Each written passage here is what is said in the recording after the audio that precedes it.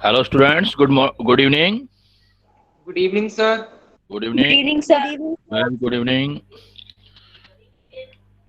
DPP निकालो। मैंने कुछ आपको लिगेंड्स और कुछ कोऑर्डिनेशन केमिस्ट्री का थ्योरी दिया था और कुछ डीपीपी दिया, जल्दी से शेयर कर लो। इसमें ज़्यादा टाइम नहीं लगना चाहिए बिकॉज कैलकुलेशन नहीं है ये। From 1 to 6, from 1 to 6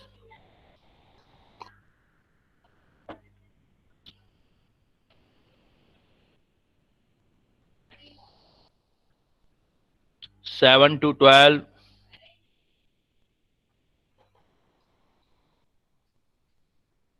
Seventh.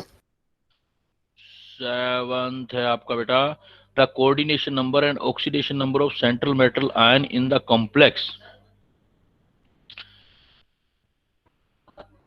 Simple है।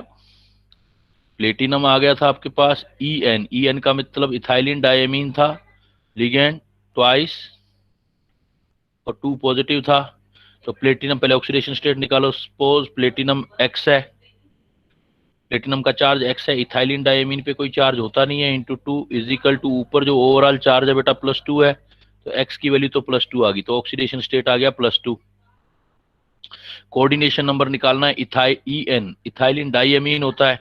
इथाइलिन डायमीन मैंने ये स्ट्रक्चर बताया था, इथाइलिन डायमीन बाइडेंटेड लिगेंड होता है। तो एक लिगेंड जो आपके 2 डेंट बनाएगा, ये वाला बॉन्ड ये बॉन्ड, तो आपके पास देखो लिगेंड है कितने 2, तो 2 यहां से आ गया और लिगेंड है 2, 2 into 2 तो 4, तो कोऑर्डिनेशन नंबर 4 हो गया। Oxidation state 2, coordination number 4 up to sir 12। एक बार फिर से बता दूं। ये फार्मूला है बेटा, प्लेटिनम EN ट्वाइस का ऊपर ओवरऑल चार्ज दे रखा है +2। सपोज आपको इसका ऑक्सीडेशन स्टेट निकालना है प्लेटिनम का, तो प्लेटिनम का सपोज है X। मैंने बोला था लिगेंड की स्ट्रक्चर याद करो, इथाइलिन डाइअमीन पर कोई चार्ज नहीं होता, इसलिए इथाइल प्लस इथाइलिन डाइअमीन क्या हो गया 0, 2 हैं तो 0 into 2 तो 0 ही रहेगा, इक्वल टू ऊपर जो आपका चार्ज है वो लिख दोगे +2। तो X की वैल्यू कितनी आई यहाँ पर बेटा, +2 आई ना X की वैल्यू, तो प्लेटिनम का यस ऑक्सीडेशन स्टेट हो गया +2। अब आपको देखना है प्लेटिनम लिगेंड के साथ कितने बॉन्ड बना रहा है, तो लिगेंड प्लेटिनम के साथ लिगेंड देखो कितने हैं बेटा, लिगेंड कितने लिगेंड है प्लेटिनम के साथ, 2. 2, और एक लिगेंड जो है उसका नाम क्या है, इथाइलिन डाइअमीन। डाई. तो एक लिगेंड कितने बॉन्ड बनाता है, 2 नाइट्रोजन से बनाता है, तो बाइडेंटेड लिगेंड है ना। Yes wide sir. एक लिगेंड 2 बनाएगा तो 2 लिगेंड कितने बॉन्ड बनाएंगे, 4. ठीक है सर, इस आ गया. ठीक है ना, इसलिए इसका कोऑर्डिनेशन नंबर 4 हो जाएगा। नेक्स्ट आ जाओ बेटा 12 तक किसी का और। Sir 12th. 12 क्या कह रहा है, लेट्स सी। 12 आपका था वही, वापस देखो कोऑर्डिनेशन नंबर मतलब कितने बॉन्ड बनाएगा निकालना है आपको, तो आपके पास है K4 थोरियम ऑक्सलेट दे रखा है 4, OH दे रखा है ट्वाइस, और ये ब्रैकेट बंद कर रखा है। तो आपको तो सेंट्रल एटम के साथ लिगेंड कितने और कितने बॉन्ड बनाएंगे लिगेंड ये देखना है बेटा। ये रहा सेंट्रल एटम, ये कौन सा लिगेंड है, C2O4 कौन सा लिगेंड है बेटा, क्या नाम था इसका, ऑक्सलेटो। तो एक ऑक्सलेट कितने बॉन्ड बनाएगा, 2. 2, तो इसका मतलब एक ऑक्सलेट आपके पास 2 बना रहा है। तो एक ऑक्सलेट 2 बना रहा है तो कितने ऑक्सलेट हैं टोटल आपके पास देखो, 4. 4, तो कितने कोऑर्डिनेशन नंबर हो गया ऑक्सलेट के लिए, 8. 8. कोऑर्डिनेशन नंबर यहां से आ गया 4 into 2, 8। फिर दूसरा लिगेंड देखो कौन से वाला है आपके पास, OH।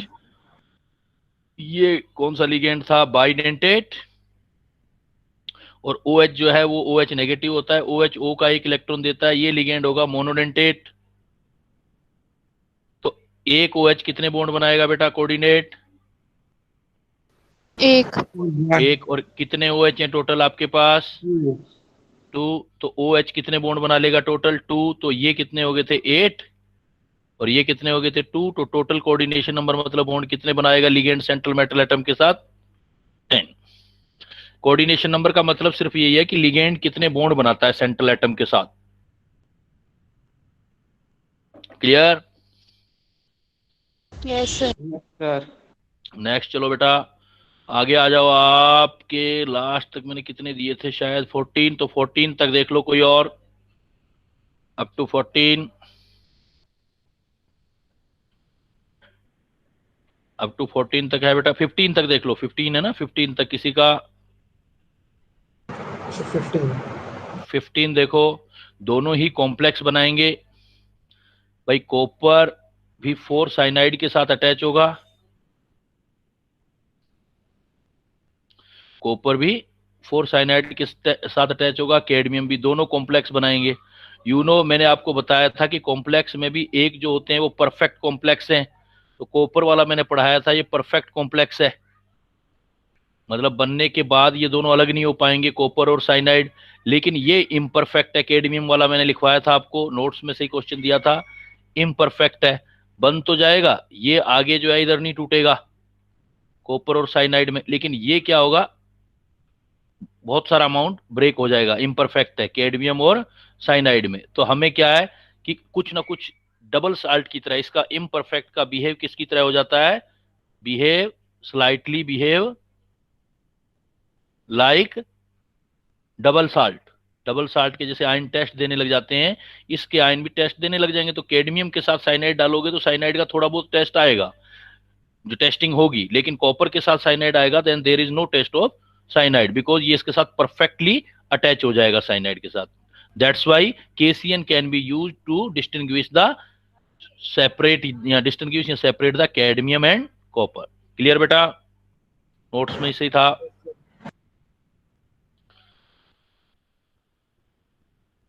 यस बेटा, देखो लिगेंड के डिफरेंट टाइप बताए थे मैंने, अब एक जो है स्पेसिफिक। लास्ट क्लास में से एक डाउट है क्या बोलो बेटा, जल्दी से बोल दो। सर, जो आपने वो लास्ट में लेड के साथ AdTA4- का स्ट्रक्चर बनाया था, उसमें आपने नंबर ऑफ लीजेंड्स 1 लिखवाया है, वो हाँ कैसे? लिगेंड, वो तो हेक्साडेंटेड लिगेंड तो 1 ही है ना, EDTA तो लिगेंड तो एक ही है, लेकिन एक लिगेंड अकेला ही 6 बॉन्ड बना लेता है। जैसे आप पेन को पकड़ते हो, पेन को आप मान लो अपने हाथ की 5 उंगलियों से पकड़ते हो, हाथ तो एक ही है ना आपका, हाथ एक है, लेकिन उस हाथ की कितनी उंगलियां पेन को टच कर रही हैं आपकी? 5 5। तो इसका मतलब हाथ कितने डेंटेड लिगेंड हो गया? पेंटाडेंटल। पेंटा। ऐसे ही EDTA मोलिक्यूल तो एक ही है, लेकिन एक मोलिक्यूल में डोनर एटम 6 हैं, वो 6 के 6 अटैच हो जाते हैं उससे। क्लियर? Yes sir. देखो उसी, चलो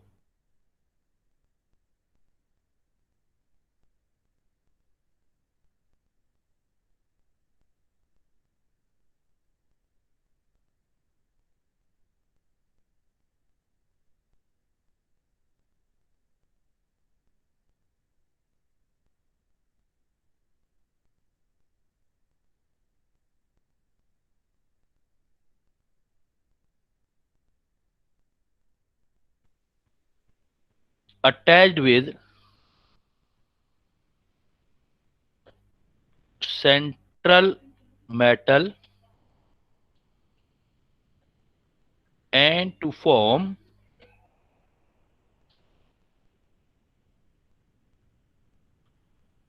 ring स्ट्रक्चर। जैसे मैं अभी बता रहा था कि जैसे एक ही मेटल को एक हैंड की 5 फिंगर पकड़ लें तो एक रिंग जैसी स्ट्रक्चर बन जाएगी, उसमें बहुत सारे रिंग बन जाएंगे। तो ये किसकी पॉसिबिलिटी होगी? जब मल्टीडेंटेड लिगेंड होंगे, मल्टीडेंटेड मतलब बाइडेंटेड या पॉलीडेंटेड लिगेंड होंगे, जब ये सेंट्रल एटम के साथ अटैच होंगे तो रिंग लाइक स्ट्रक्चर बन जाएंगे, ring like structure. This process is known as chelation. Chelation. This process is known as chelation, and chelation provide extra stability. Chelation provide अब वापस लिगेंड को तोड़ना है, मेटल से अलग करना है तो बहुत मुश्किल है, क्योंकि एक ही लिगेंड ने बहुत सारे जो है डेंसिटी शो कर रखी है। And chelation provide extra stability to complex. This effect is known as chelation effect. This effect is known as chelation effect. देखो अब मैं सपोज कल वाला मैं आपका रिपीट करता हूं। आई नो कि हो सकता है कि कॉम्प्लेक्स स्ट्रक्चर बनती हैं तो थोड़ा प्रॉब्लम आती है, कि जैसे मान लो मैं आपको कहता हूं कि मुझे कोबाल्ट के साथ +3 स्टेट में 6 लिगेंड अटैच करने हैं, और सपोज 6 लिगेंड है अमोनिया, तो ये कॉम्प्लेक्स बन गया सपोज ये CONH3 3 पॉजिटिव आया, सपोज ये है। तो इसकी आप स्ट्रक्चर बनाओगे, ओपन करोगे तो कोबाल्ट सेंट्रल एटम, इसके साथ 6 अमोनिया, एक लिगेंड एक बॉन्ड बनाएगा, एक अमोनिया एक लिगेंड एक बॉन्ड बना रहा है। तो इसको क्या है, ब्रेक करना कंपैरेटिवली इजी है। अगर इसकी बजाय कोई मैंने ले लिया मोनोडेंटेड लिगेंड, ले लिया बेटा। अब इसकी बजाय क्या ले लेते हैं अपने, कोबाल्ट के साथ 3 बाइडेंटेड लिगेंड लेते हैं, जैसे ऑक्सलेट ले लेते हैं अपने C2O4 2 नेगेटिव। एक जो C2O4 है बाइडेंटेट है, एक जो होगा 2 लिगेंड बना, एक जो है 2 बॉन्ड बनाएगा, टोटल 6 बॉन्ड बनाने हैं, तो बाइडेंटेट लिगेंड। अब बेटा ये बाइडेंटेड लिगेंड है तो चलो फार्मूला तो ये हो गया कोबाल्ट का C2O4 का ट्वाइस, ये कितना हो गया हमारा थ्राइस, और ये +3 -6 तो 3 नेगेटिव आ गया। तो इसका स्ट्रक्चर अगर आप ओपन करोगे बेटा तो इसका मतलब एक लिगेंड 2 बॉन्ड बना रहा होगा। तो suppose if we have structure of cobalt, then we know that there are total 6 coordinate bond and each oxalate को OX से लिखते थे, each OX bond 2 bond. Suppose ये ऑक्सलेट है, ये 2 बॉन्ड बनाएगा, ये ऑक्सलेट है, ये ऐसे कर देता हूं, ये ऑक्सलेट है, ये 2 बॉन्ड बनाएगा, ये ऑक्सलेट है, ये 2 बॉन्ड बनाएगा। तो ईच लिगेंड फॉर्म 2 बॉन्ड। अब क्या है कि इस लिगेंड को हटाने के लिए मुझे 2 बॉन्ड ब्रेक करने पड़ेंगे, यहां लिगेंड को हटाने के लिए एक ही बॉन्ड ब्रेक करना पड़ रहा था। तो इसके कंपैरिजन में ये देखो रिंग जैसी स्ट्रक्चर बनती जा रही है, रिंग जैसा स्ट्रक्चर बन रहा है। तो इस इफेक्ट को बोलते हैं हम कीलेशन इफेक्ट। अब सिंपली मैंने लास्ट क्लास में आपको ये एग्जांपल दिया था कि लेड पीबी का जो पॉइजन रिमूव करना हो तो आप ईडीटीए यूज करो, तो एक ही मोलिक्यूल ईडीटीए सफिशिएंट है, बिकॉज एक ही ईडीटीए 4 नेगेटिव जो होता है इथाइलिन डायमीन टेट्राएसिटेट, वो एक ही होता है, बिकॉज एक ही 6 के 6 बॉन्ड बना लेता है। हेक्साडेंटेट है, ये हेक्साडेंटेट लिगेंड है, तो 1 ही हेक्साडेंटेट लिगेंड है, तो बेटा स्ट्रक्चर तो ये हो गया PB EDTA 4 negative 2 positive, total sum हो गया आपके पास 2 नेगेटिव, ये कॉम्प्लेक्स बना। अब बेटा ये कॉम्प्लेक्स बना तो इसकी स्ट्रक्चर देखो आप, तो इसमें तो बहुत ज्यादा कीलेशन इफेक्ट आ जाएगा। तो कीलेशन इफेक्ट कैसे आ जाएगा, इसका स्ट्रक्चर देखो आप। तो मैंने जैसे ऐसे बनाया था, मैंने कहा था कि पीबी को ऐसे कर लो। अब again I am writing again, I am drawing again that structure, you need to see perfectly now.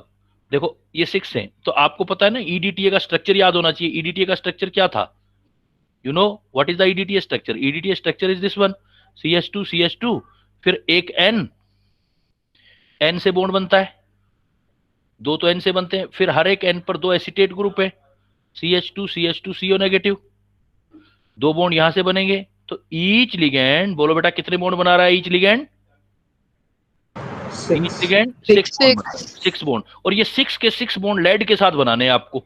एक ही लिगेंड 6 बनाएगा तो देखो कितनी रिंग लाइक स्ट्रक्चर बन जाएंगी, बहुत सारे रिंग बन जाएंगे। नाउ देखो अब इसको अरेंज करना it is very difficult task, but we will try. तो देखो CH2 को ऐसे लिख दिया, सपोज मैंने यहां लिख दिया, सपोज यहां लिगेंड लगा दिया CH2 और यहां लगा दिया नाइट्रोजन पहले वाला। तो नाइट्रोजन से तो बॉन्ड मैंने यहीं बना दिए, सपोज मैंने कह दिया कि नाइट्रोजन वाले बॉन्ड तो ये बन गए, नाइट्रोजन वाले बॉन्ड। अब नाइट्रोजन के साथ क्या है, CH2C है, वो मैं सपोज कह रहा हूं कि यहां आ गया CH2CO नेगेटिव, उसने यहां बना लिया एक नेगेटिव ने, एक ऐसे यहां आ गया CH2CO नेगेटिव, एक यहां बन गया। अब एक एक सी, हर नाइट्रोजन के पास एक एक CH2CO और है, तो यहां ऐसे ले आया मैं, एक ही लिगेंड है, सारे के सारे बॉन्ड बना रहा है, तो कितनी देखो जकड़ लिया, क्रैब की तरह जकड़ लिया, एक ही लिगेंड है पूरे सेंट्रल एटम को। तो अब मुझे इस लिगेंड को अगर इससे सेपरेट करना है लेड से, तो एक ही लिगेंड को हटाने के लिए कितने बॉन्ड ब्रेक करने पड़ेंगे बेटा? देखो कितना बॉन्ड ब्रेक करना पड़ेगा, 6 का 6 करना पड़ेगा ना ये वाला। भाई यहां से भी ब्रेक करना पड़ेगा, यहां से भी होगा, यहां से भी होगा, यहां से भी होगा, यहां से भी होगा, तब ब्रेक होगा। तो ऊपर वाले में देखो, जब मोनोडेंटेड लिगेंड था तो लिगेंड को हटाने के लिए कितने बॉन्ड ब्रेक करने थे बेटा? Tell me, tell how many bond? एक 1. And in the case of bidentate ligand, how many bond? 2. But in the case of EDTA, for the separation 6. Because आप यहाँ पर अगर थोड़ा ध्यान दोगे, if you try to pay the attention, then you can see there are ring like structure. जैसे ये देखो, ये बॉन्ड है, मैं एक ड्रॉ कर रहा हूँ, देखो सपोज नाइट्रोजन का लेड के साथ और O के साथ मैं बॉन्ड यही कर लो आप, यही देखो, ये सपोज ये है, ये यहां से चला, ये यहां आ गया, यहां आ गया, यहां आ गया, तो रिंग बन गया ना एक तरह से। ये कितने मेंबर है इस रिंग में? देखो 2 नाइट्रोजन और लेड के बीच एटम कितने हैं? लेड 2 नाइट्रोजन 2 कार्बन, तो 2 carbon 2 nitrogen led 5 member ring बन गई। तो ऐसी रिंग बन सकती है। ये कितना मेंबर रिंग बन गया? 5 मेंबर रिंग। ऐसे ही देखो, ये भी तो रिंग ही है। देखो सपोज मैंने ये ले लिया, मैं दूसरा कलर ले लेता हूं, suppose I will my trying. तो यहां से नाइट्रोजन से लिया, ये यहां से चला, ये देखो यहां से आ गया ऐसे, फिर ऐसे आ गया देखो, और ये आ गया, तो ये भी तो एक रिंग है बेटा। ये देखो, ये भी तो एक रिंग ही है। अब वो 3D में देखोगे तब पता लगेगा। तो इस टाइप से आप देखोगे कि मोनोडेंटेड लिगेंड कीलेशन इफेक्ट नहीं कर रहा है, लेकिन बाइडेंटेट और हेक्साडेंटेट लिगेंड क्या प्रोड्यूस कर रहे हैं? क्या बोलते हैं इस इफेक्ट को बेटा? कीलेशन। तो बाइडेंटेट और हेक्साडेंटेट जो रिंग लाइक स्ट्रक्चर बनाते हैं सेंट्रल मैटर एटम से, उसको चिलेशन बोलते हैं। और ये जो चिलेशन है, चिलेशन ऊपर बाइडेंटेट से हेक्साडेंटेट की तरफ इंक्रीज हो रहा है। जितना चिलेशन इंक्रीज होगा उतनी क्या चीज इंक्रीज होगी कॉम्प्लेक्स की बेटा? स्टेबिलिटी ऑफ कॉम्प्लेक्स इंक्रीज होगा। तो इस इफेक्ट को बोलते हैं हम चिलेशन इफेक्ट। क्लियर? चलूं आगे। Yes sir. नेक्स्ट देखो बेटा, फिर दूसरे कुछ लिगेंड होते हैं। एक लिगेंड जो होते हैं फिर स्पेशल टाइप के लिगेंड होते हैं, जिसको हम नॉन क्लासिकल लिगेंड बोलते हैं। Classical and non classical ligand. Generally इसकी रिक्वायरमेंट नहीं है क्लासिकल या नॉन क्लासिकल याद करने की, फिर भी थोड़ा सा एक्स्ट्रा नॉलेज देता हूं। क्लासिकल जनरली आप देखो, एक अगर ligand only electron pair donor होता है, if ligand only electron pair donor, जो जनरली होता है, होगा ही क्योंकि बॉन्ड बनाना है coordinate, if only electron pair donor, then उसको क्लासिकल बोलते हैं। नॉन क्लासिकल का मतलब उसकी property electron pair donor as well as electron pair acceptor, जिसमें ये दोनों प्रॉपर्टी होती है बेटा। ये फिर एक्स्ट्रा बात आ गई। देखो अभी तक तो हम कह रहे थे कि electron pair donor species ligand होती है, लेकिन कुछ लिगेंड ऐसे भी होते हैं इलेक्ट्रॉन पेयर डोनेट भी करते हैं और इलेक्ट्रॉन पेयर एक्सेप्ट भी करते हैं। जो इलेक्ट्रॉन पेयर डोनेट और एक्सेप्ट करते हैं ये नॉन क्लासिकल लिगेंड होते हैं। ये फिर नॉन क्लासिकल लिगेंड हम 2 टाइप से बोलते हैं, सिग्मा डोनर, पाई एक्सेप्टर। इस दूसरे टाइप होते हैं pi donor and pi acceptor. Simply नाम से पता लग रहा है बेटा, अगर कोई सिग्मा बॉन्ड इलेक्ट्रॉन डोनेट करता है और बदले में पाई बॉन्ड के इलेक्ट्रॉन वापस लेता है, तो उसको सिग्मा डोनर पाई एक्सेप्टर कहते हैं। एक सिंपल मैं बात बताऊं, जैसे अभी आपने लिया सपोज CO वाला एग्जांपल, कोबाल्ट +3 वाला एग्जांपल, आपने NH3 के साथ इसका बॉन्ड बनाया, NH3 ने अपना इलेक्ट्रॉन पेयर इसको डोनेट किया, तो यहां पर ये लिगेंड मुझे बता सकते हो क्या काम कर रहा है बेटा? सिर्फ ये लिगेंड सिर्फ क्या कर रहा है? क्लासिकल लिगेंड है, because it is only giving electron pair donor. But special type के लिगेंड आएंगे जिसमें से इलेक्ट्रॉन डोनेट तो करेगा ही करेगा, लिगेंड है तो इलेक्ट्रॉन डोनेट करेगा, लेकिन उसके साथ साथ इलेक्ट्रॉन वापस एक्सेप्ट भी करेगा लिगेंड, तो ऐसे को नॉन क्लासिकल बोलते हैं। इसमें अगर सिग्मा डोनेट करता है, पाई एक्सेप्ट करता है, तो सिग्मा डोनर पाई एक्सेप्टर, पाई डोनेट करता है, पाई एक्सेप्टर करता है, तो उसको हम बोलते हैं पाई डोनर पाई एक्सेप्टर। इसके एग्जांपल याद करने, देखो इसके एग्जांपल है जैसे आपका सीओ, बेस्ट एग्जांपल आएगा सीओ 14, NO, NO पॉजिटिव, और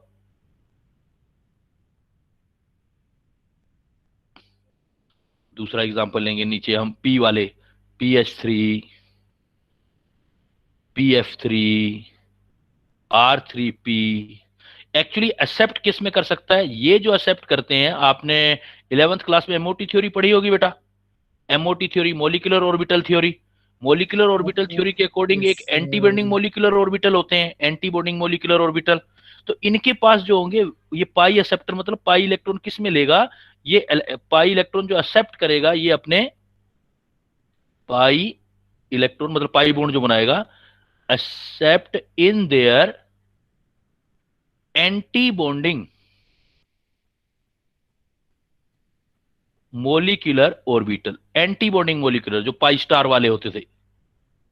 और दूसरा आपने 11th में पढ़ा होगा कि फास्फोरस के पास वेकेंट डी ऑर्बिटल होता है, जो नीचे वाले हैं ये पाई इलेक्ट्रॉन एक्सेप्ट करेगा, pi electron accept in their vacant D orbital, vacant, ये वेकेंट एंटी बॉन्डिंग में, मतलब जो पाई एक्सेप्टर है, इलेक्ट्रॉन पाई लेने वाले हैं, वो पाई इलेक्ट्रॉन या तो अपने एंटी बॉन्डिंग मोलिकुलर ऑर्बिटल में ले सकते हैं, जो ये वाले डायटोमिक स्पीसीज होते हैं।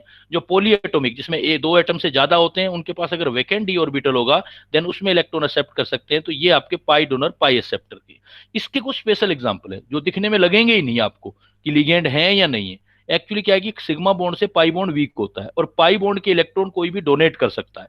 तो पाई इलेक्ट्रॉन के डोनेट जो करता है पाई डोनर पाई एक्सेप्टर, उसको जो हम बोलते हैं, उसमें कोई भी जहां डबल बॉन्ड आ जाए वैसा आएगा, जैसे ethylene molecule CH2 CH2 CH2 CH2, जैसे बेंजीन, इनके एग्जांपल जो है जैसे benzene,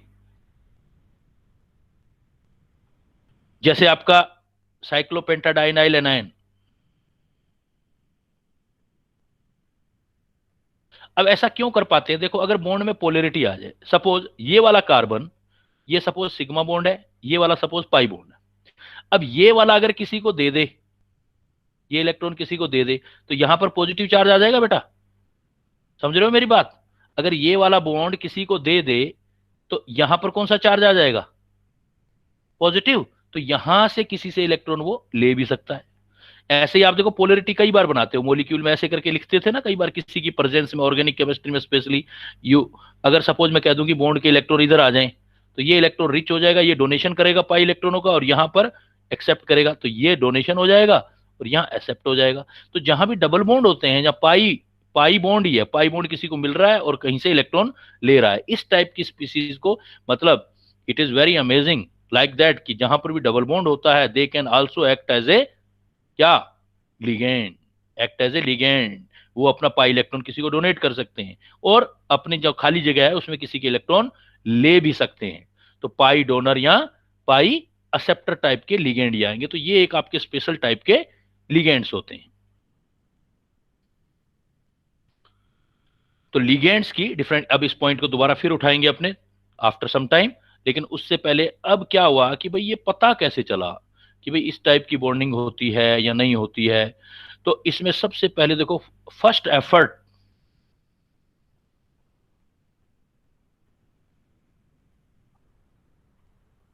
of explanation of bonding in complex compound, complex compound में first effort explanation of bonding का दिया गया था, वो दिया गया था वर्नर के थ्रू। तो इसलिए हम इसको पढ़ते हैं वर्नर थ्योरी। नोबेल प्राइज मिला था बेटा। इवन उसको बहुत ज्यादा नॉलेज नहीं था उस टाइम पे, इतनी केमिस्ट्री एडवांस भी नहीं थी, तब भी उसने वर्नर थ्योरी, तब भी उसने कुछ ऐसा एक्सप्लेन किया था, वर्नर थ्योरी। उसने क्या बोला उसने देखो प्रैक्टिकल किया, एक्सपेरिमेंट किया। पहले एक्सपेरिमेंट समझते हैं। उसने एक्सपेरिमेंट किया और उसने एक्सपेरिमेंट करके कोबाल्ट क्लोराइड को COCl3, एक स्टेबल कंपाउंड होता है कोबाल्ट क्लोराइड, जिसमें कोबाल्ट का ऑक्सीडेशन स्टेट +3 होता है। कोबाल्ट क्लोराइड को उसने अमोनिया के साथ रिएक्शन करवाया और उनका रेशो लिया 1:6। तो उसने देखा कि एक ऐसा कंपाउंड बना है जो NH36Cl3 दे रहा है। मतलब जिसमें अब टेस्टिंग जो आ रही है वो क्लोराइड की आ रही है। अगर ये टेस्ट देता तो बेटा दोनों का देता, कोबाल्ट क्लोराइड अकेला होता तो कोबाल्ट का भी टेस्ट देता, क्लोराइड का भी देता। लेकिन उसने बड़ा इंटरेस्टिंग रिजल्ट किया, जब दोनों को मिक्स किया तो उसने देखा, और अमोनिया के भी टेस्ट आता, लेकिन टेस्टिंग जब की तो अब की बार उसने देखा कि कोबाल्ट और अमोनिया की टेस्टिंग नहीं आ रही उस टाइम पे, और क्लोराइड का टेस्टिंग हो रही है। देन उसने क्या किया कि भाई कोबाल्ट, इसका मतलब वो कहता है कि कोबाल्ट अमोनिया के साथ ना कोई बाइंड हो गया है, और ऐसा बाइंड हो गया है कि उससे अलग ही नहीं हो पा रहा है। कोबाल्ट अमोनिया के साथ बाइंड हो गया है, इसलिए अलग नहीं हो पा रहा है, कोबाल्ट का टेस्ट नहीं मिल रहा है। और उसने क्या किया, फिर इस रेशो को चेंज किया। उसने कहा कोबाल्ट का ऑक्सीडेशन स्टेट वो जो जितना स्टार्टिंग में था ना कोबाल्ट में उतना ही रहेगा, वो कभी चेंज नहीं होता, ऑक्सीडेशन स्टेट फिक्स रहती है। फिर उसने क्या किया, फिर प्रैक्टिकल में अमोनिया का रेशो चेंज किया। उसने कोबाल्ट क्लोराइड को अमोनिया के साथ 1:5 में डाला। उसने अब की बार देखा कि कुछ अमोनिया की टेस्टिंग भी हो रही है और कुछ जो है क्लोराइड का टेस्टिंग भी आ रहा है, लेकिन क्लोराइड कम हो चुके हैं। अब उसने देखा कि क्लोराइड पहले से अभी कम हो चुके हैं, एक कम हो गया, तो CH3 5Cl ऐसा लिख दो एक बार, Cl2। अब हुआ क्या, फिर और एक्सपेरिमेंट के डेटा लेते हैं, लेकिन मैं इसको क्लियर कर दूं। उसने क्या किया, जब कोबाल्ट क्लोराइड को अमोनिया के साथ ऐड करके कॉम्प्लेक्स बनाया, अब उसने क्या किया, जो कॉम्प्लेक्स बना उसकी रिएक्शन की, कॉम्प्लेक्स का reaction with excess of AgNO3 silver nitrate. आपको पता है सिल्वर नाइट्रेट की रिएक्शन होती है कि सिल्वर नाइट्रेट अगर क्लोराइड फ्री होगा तो उसे रिएक्ट करके AgCl का टेस्ट दे देगा, AgCl का प्रेसिपिटेट बन जाएगा। तो उसने जब पहले वाले कंपाउंड में डाला तो उसने देखा कि अब की बार AgCl का प्रेसिपिटेट बना और उसके 3 मोल बने। इसका मतलब उसने कहा कि क्लोराइड तो अलग है और कोबाल्ट और 6 अमोनिया अटैच हो गए। उसने दूसरा रेशियो चेंज किया तो उसको बड़ा इंटरेस्टिंग रिजल्ट मिला कि अब की बार AgCl के सिर्फ 2 ही मोल बने AgCl। तो इस बार उसको समझ आया कि इसका मतलब NH3 तो 5 थे और क्लोराइड 3 थे, तो और 2 ही क्लोराइड मिल रहे हैं, तो एक क्लोराइड टाइटली बॉन्डेड हो गया कोबाल्ट के साथ, लेकिन 2 क्लोराइड अभी भी नहीं हुए। फिर उसने क्या किया, फिर रेशो चेंज किया, COCl3 और 4NH3 ये लिया तो उसने देखा कि अब की बार तो उसके पास सिर्फ 1 AgCl आ रहा है। इसका मतलब ब्रैकेट के बाद सिर्फ AgCl, जो ब्रैकेट के बाद होता है वही तो टेस्ट देता है अपना। इसका टेस्ट जो आया वो सिर्फ एक AgCl का आया, तो इसका मतलब अंदर 4 तो अमोनिया थे, अमोनिया 4 अंदर चले गए, 2 क्लोरीन भी चले गए। और यहां पर इंटरेस्टिंग ये था कि उसको यहीं ऐसे इस कंपाउंड का जब रेशो डाला, कभी रेशो डाल रहा था तो उसको कभी ग्रीन कलर दिखाई दे रहा था, ग्रीन, और कभी अगर यही रेशो लेता दोबारा, मतलब उसके लिए तो किसी मैजिक से कम नहीं था ना। आज तो हम जानते हैं कि आइसोमेरिज्म होती है, ये होता है वो होता है, लेकिन उस टाइम कुछ नहीं था। उसने कहा कि ये क्या हो रहा है भाई, मैं उसी रेशो में ले रहा हूं लेकिन कभी क्या कलर आ रहा है, कभी क्या कलर आ रहा है। इसका मतलब तो ये है कि कलर अलग है तो कंपाउंड तो अलग होंगे, लेकिन फार्मूला तो सेम आ रहा है, फिर ये 1 AgCl ही मिल रहा है। तो ये उसके लिए बड़ा प्रॉब्लमेटिक चीज थी। तो एक ग्रीन कलर आ रहा, कभी वायलेट कलर आ रहा, कभी ग्रीन आ रहा, कभी वायलेट, तो उसको ये लगा कि कंपाउंड तो अलग होने चाहिए, बट उसको समझ नहीं आया उस टाइम। फिर उसने रेशो चेंज किया, देखो 1 COCl3, फिर अमोनिया सिर्फ 3 लिए। इस बार उसने देखा कि उसको AgCl मिला ही नहीं बेटा, 0 AgCl। इसका मतलब इस बार सारे के सारे क्लोरीन कोबाल्ट के साथ अटैच हो गए, सिंपल आयन में कोई आया ही नहीं। इस चीज को देखते हुए उसको लगा कि कोबाल्ट जो होता है वो एक fix number of coordinate bond बनाता है स्पीसीज के साथ, जो स्पीसीज अवेलेबल होती है इलेक्ट्रॉन डोनर, और वो फिक्स है यहां पर 6। देखो हमेशा कोबाल्ट पहले 6 के 6 अमोनिया थे तो 6 अमोनिया के साथ अटैच था। अब की बार 5 अमोनिया हो गए, 1 क्लोरीन हो गया। ये 4 अमोनिया 2 क्लोरीन हो गए, 4 2 क्लोरीन हो गया, अमोनिया 3, तो तीनों क्लोरीन उसके साथ टाइटली बॉन्डेड होगी। उसको उस टाइम ज्यादा चीज समझ नहीं आई, लेकिन उसने कहा कि इसका मतलब भाई ये होता है कि जो आप देखते हो मेटल, तो मेटल की जो बर्नर थ्योरी के अकॉर्डिंग 2 टाइप की वैलेंसी है। मेरे हिसाब से वो कहता है कि 2 टाइप की वैलेंसी है according to Werner theory. Metal ion of complex ion has 2 type of valencies। Valency का मतलब बॉन्ड, उसके हिसाब से 2 टाइप के बॉन्ड है। वैलेंसी वर्ड यूज किया था उसने। क्या नाम दिया वैलेंसी को बेटा उसने? एक जो मतलब अब भी आप अलग कर पा रहे हो, जो आप अब भी उसको आयोनाइज करके टेस्टिंग दे रहे हो, जो टूट रही है मेटल के साथ, एक वो और एक जो नहीं टूट रही है वो। तो उसने उस वैलेंसीज को 2 नाम दिए बेटा।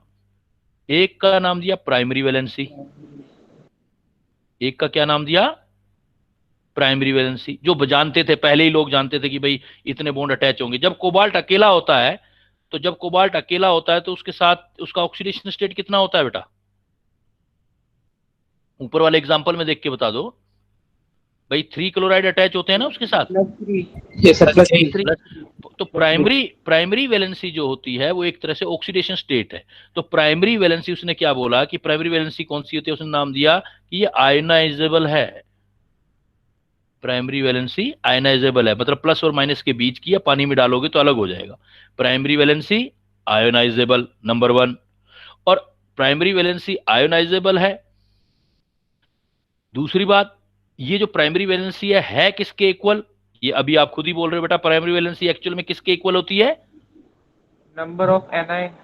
No, equal to oxidation state of metal, equal to oxygen state of metal.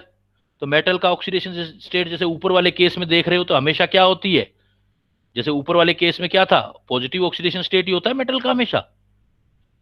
Ionisable है, equal to oxidation state of metal है, तो पॉजिटिव में है, इसका मतलब ऑक्सीडेशन स्टेट तो पॉजिटिव में है मेटल की हमेशा। तो हमेशा सेटिस्फाई किससे होगी बेटा?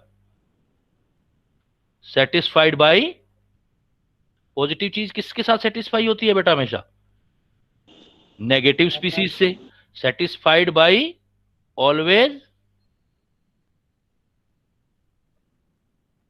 Negative species. जैसे उसने एग्जांपल लिया, कहता आपने कोबाल्ट का क्लोराइड सिलेक्ट किया था। मेटल तो कोबाल्ट था ना, कोबाल्ट की ऑक्सीडेशन स्टेट +3 है। तो ये जो +3 है, तो +3 के साथ अगर क्लोराइड होगा, तो ये जो आपस में अटैच होंगे, तो इसको आप जैसे डिजोल्व करोगे तो डिजोल्व हो जाएंगे ना कोबाल्ट के साथ क्लोराइड। क्लोराइड टेस्ट दे देगा आपका। तो प्राइमरी वैलेंसी ऑलवेज क्या होती है बेटा? आयनाइजेबल, मतलब अलग होने वाली है। जो प्लस के साथ नेगेटिव स्पीसीज ऐड होगी तो उसको अलग कर सकते हो, आयनाइजेबल है। और एक्चुअल में ये कितनी होगी? जितना ऑक्सीडेशन स्टेट है। जैसे कोबाल्ट का +3 है तो इसको 3 नेगेटिव चार्ज चाहिए, तो इक्वल टू किसके होगी हमेशा? Oxidation state of metal.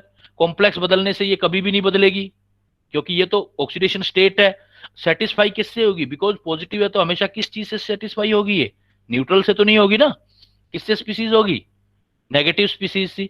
It is interesting कि प्राइमरी वैलेंसी, चाहे आपका किसी भी मेटल का सिंपल कंपाउंड हो या उसका कॉम्प्लेक्स कंपाउंड हो, वो सेम रहती है। ये ध्यान रखना। Primary valency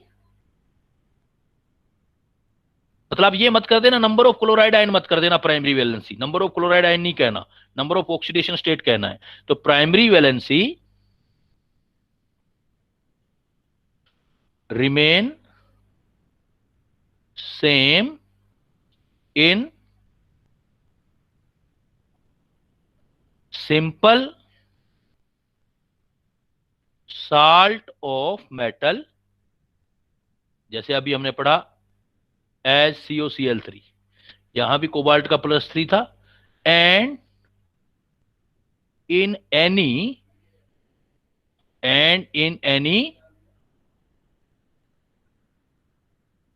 complex ion, complex ion, कोई सा भी कॉम्प्लेक्स आयन ले लो, जैसे मैंने बनाया CONH36 Cl3 या और CONH36 5 सपोज Cl2 Cl। तो देखो इन दोनों ही कंपाउंड में ऑक्सीडेशन स्टेट कितना होगा, इन दोनों ही कंपाउंड के अंदर ऑक्सीडेशन स्टेट जो कोबाल्ट का है वो कितना है भाई, निकालोगे तो वो तो +3 रहेगा ना, वो चेंज नहीं होगा। यहां +3 है, यहां पर आपका +3 है, यहां भी आपका +3 रहेगा, यहां भी आपका +3 रहेगा। दैट्स वाई हाँ, इस +3 को यहां सेटिस्फाई 3 क्लोराइड कर रहे हैं, यहां सेटिस्फाई जो है क्लोराइड 3 है, लेकिन ये 2 क्लोराइड जो बाहर वाले हैं वो आयोनाइजेबल है। तो इसलिए ये जो कहना है वो बहुत गलत होता है कि जो प्राइमरी वैलेंसी है वो नंबर ऑफ क्लोराइड आयन है। यहाँ पर number of chloride ion primary valency हम बेटा नहीं बोल सकते। तो प्राइमरी वैलेंसी क्या होगा मुझे एक बार बता दो सभी। Sir oxidation state. बस सिंपली ऑक्सीडेशन स्टेट। हाँ सर अगर जैसे कि हम कोबाल्ट NH3 होल 6 लिया, अगर सर हम उसकी जगह ये ले लें कोबाल्ट NH3 वो कोबाल्ट CN का होल 6, तो सर ये एनाइन बन जाएगा एक। कोबाल्ट क्या बोलो, जैसे कोबाल्ट CN का होल 6, EN का CN साइनाइड, CN का होल 6। हाँ वो नेगेटिव आयन बन जाएगा, फिर उसको सेटिस्फाई कोई और आयन करेगा। वो हमेशा वो ओवरऑल तो न्यूट्रल लेना चाहिए ना कॉम्प्लेक्स। देखो अभी प्राइमरी वैलेंसी, अब बात कहीं की आप कहीं ले गए, एक बार प्राइमरी वैलेंसी की बात हो रही है हमारी। तो प्राइमरी वैलेंसी का मतलब क्या है बेटा, प्राइमरी वैलेंसी क्या है, आयनाइजेबल है, मतलब इसके पॉजिटिव चार्ज के साथ कोई नेगेटिव स्पीसीज है तो वो हट सकती है। बट प्राइमरी वैलेंसी एक्चुअल में क्या चीज है बेटा, primary valency oxidation state of metal है। तो ये पॉजिटिव होगा, इसलिए हमेशा सेटिस्फाई किससे होगा, ये नेगेटिव स्पीसीज होगा। प्राइमरी वैलेंसी का मतलब कभी भी जो है, चाहे उसका सिंपल साल्ट हो चाहे उसका कॉम्प्लेक्स साल्ट हो, वो चेंज नहीं होता बेटा, वो फिक्स ही रहता है, हमेशा सेम रहता है। हाँ ये नहीं कह सकते कि आप कि नंबर ऑफ लिगेंड्स होते हैं या नंबर ऑफ एनायंस नहीं बोल सकते, हम ये बोल सकते हैं कि सेटिस्फाई होता है नेगेटिव स्पीसीज से, लेकिन नंबर ऑफ एनायन नहीं होते।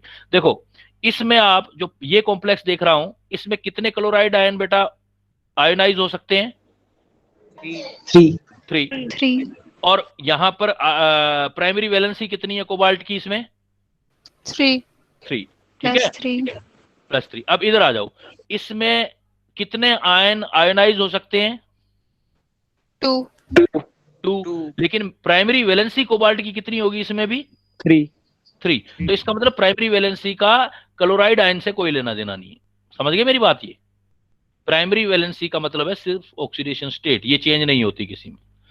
अब सेकेंडरी वैलेंसी फिर क्या चीज है, सेकेंडरी वैलेंसी मतलब नॉन आयोनाइजेबल। नॉन आयोनाइजेबल का मतलब समझ रहे हो, जिसको आप मेटल से अलग नहीं कर सकते, not separate from metal, non ionisable. Non ionisable है तो ये किसके बराबर होगी, कौन से वाली है, जो टाइटली बॉन्डेड हो जाते हैं। अब उस जमाने में तो नहीं पता था ना वर्नर को टाइटली कैसे बॉन्ड होंगे, तो उसने क्या नाम दे दिया, कहता मुझे नहीं पता, वो कोई दूसरे टाइप की कोई वैलेंसी रही होगी, दूसरे टाइप का बॉन्ड होगा। आज हमें पता है कि वो कोऑर्डिनेट बॉन्ड होता है, तो उसने ये बोला कि नॉन आयोनाइजेबल है, और किसके इक्वल टू है बेटा, आज equal to number of coordinate bond, number of coordinate bond. तो नंबर ऑफ कोऑर्डिनेट बॉन्ड है, तो कोऑर्डिनेट बॉन्ड बनाने वाली स्पीसीज जो है वो लिगेंड होगी, और लिगेंड आप पढ़ के आए हो, न्यूट्रल भी हो सकता है और नेगेटिव भी हो सकता है। तो सेटिस्फाई किससे होगा, ये सेटिस्फाइड बाय हाँ electron pair donor which may be क्या हो सकता है, न्यूट्रल और चार्ज। हाँ इवन उस जमाने में न्यूट्रल और चार्ज में नेगेटिव चार्ज थे, तो उसने वर्ड यूज किया था न्यूट्रल और नेगेटिव चार्ज। लेकिन बिकॉज उस टाइम पे आप चार्ज बोल सकते हो, बिकॉज उस टाइम पे positive ligand, positive charge ligand are not observe या स्टडीड थे उस टाइम पे, इसलिए उसने चार्ज जो बोला था नेगेटिव चार्ज बोला था, not positive charge ligands were not observe, उस टाइम तक ऑब्जर्व नहीं हुए थे, आज हैं, आज कहते हैं। तो आप कह सकते हो satisfy electron pair donor which may be neutral और पॉजिटिव चार्ज। एक पॉइंट और दे सकते हो आप कि अगर हमें रिप्रेजेंट करना हो, अब प्राइमरी वैलेंसी या सेकेंडरी वैलेंसी का रिप्रेजेंटेशन करना हो,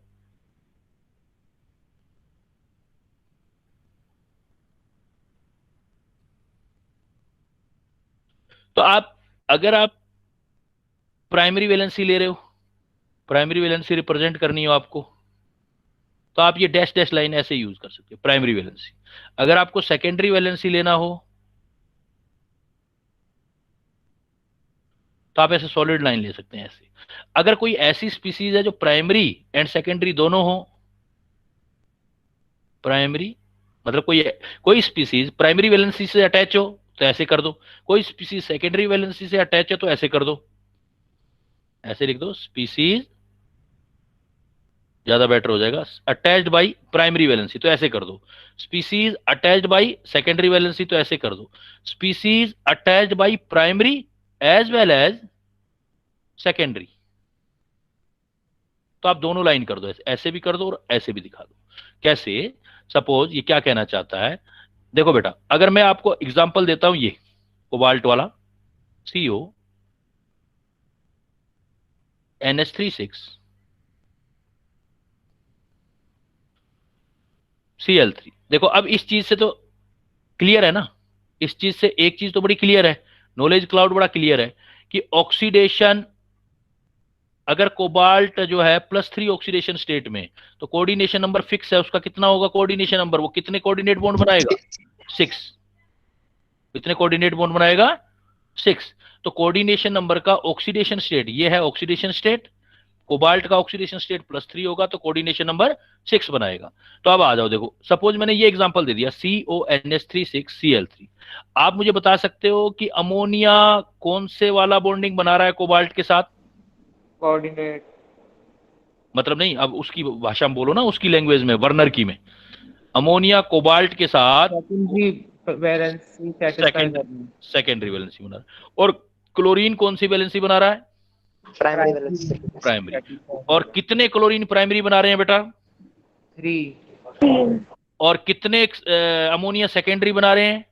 6, 6 है ना, तो मैं ऐसे दिखाऊंगा ना, CO, आप ऐसे दिखा दो, 6 बॉन्ड ऐसे दिखा दो, ये जो सॉलिड लाइन दिखा दिया ये तो होगी सेकेंडरी वैलेंसी, मतलब अमोनिया ये चीज ये शो कर रहा है, it is showing that ammonia attached with the cobalt with secondary valency, मतलब नॉन आयनाइजेबल वैलेंसी से। और क्लोराइड को दिखाना है, कहीं भी दिखा दो आप, क्लोराइड को दिखाना है 3 क्लोराइड, ऐसे दिखा दो, ऐसे डैश डैश कर, इसका मतलब ये तीनों क्लोराइड आयनाइजेबल हैं, 3 क्लोराइड, ऐसे कहीं भी दिखा सकते हो।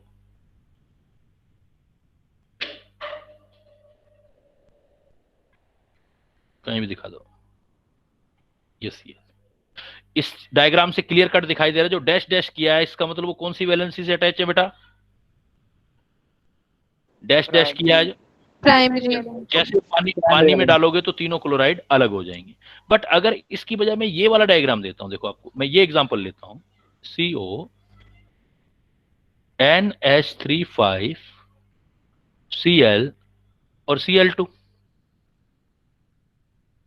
ठीक है। अब NH35 Cl Cl2, इसको मुझे डायग्रामेटिकली रिप्रेजेंट करना है, तो कोबाल्ट का कोऑर्डिनेशन नंबर 6 है, तो मुझे 6 सेकेंडरी वैलेंसी दिखानी होगी। 6 में देखो 5 तो अमोनिया है, तो दिखा दो 5, NH3 NH3 NH3 NH3 NH3, 5 ammonia हो गए। एक क्या है बेटा? क्लोरीन, ठीक है। लेकिन ये क्लोरीन पहले क्या था? पहली वाली इसमें किससे अटैच था? प्राइमरी वैलेंसी से, तो आप ऐसे भी दिखा दो। इसका मतलब ये हो गया कि ये क्लोरीन पहले प्राइमरी में था, लेकिन अब एक अमोनिया कम होने से ये आके सेकेंडरी में हो गया, फिर आप इसको बैलेंस कर दो। और अब 2 Cl जो है अब भी प्राइमरी में है सिर्फ, ये डायग्राम। तो ये चीज जो है यहां जो आप देख रहे हो, ये चीज क्या शो कर रही है? देखो सॉलिड भी बॉन्ड दिखाया, डैश भी दिखाया, तो जो सिर्फ सॉलिड दिखा रहा होगा इसका मतलब वो कौन सा है? Secondary valency. जो सिर्फ डैश डैश दिखा रहा है इसका मतलब वो कौन सा है?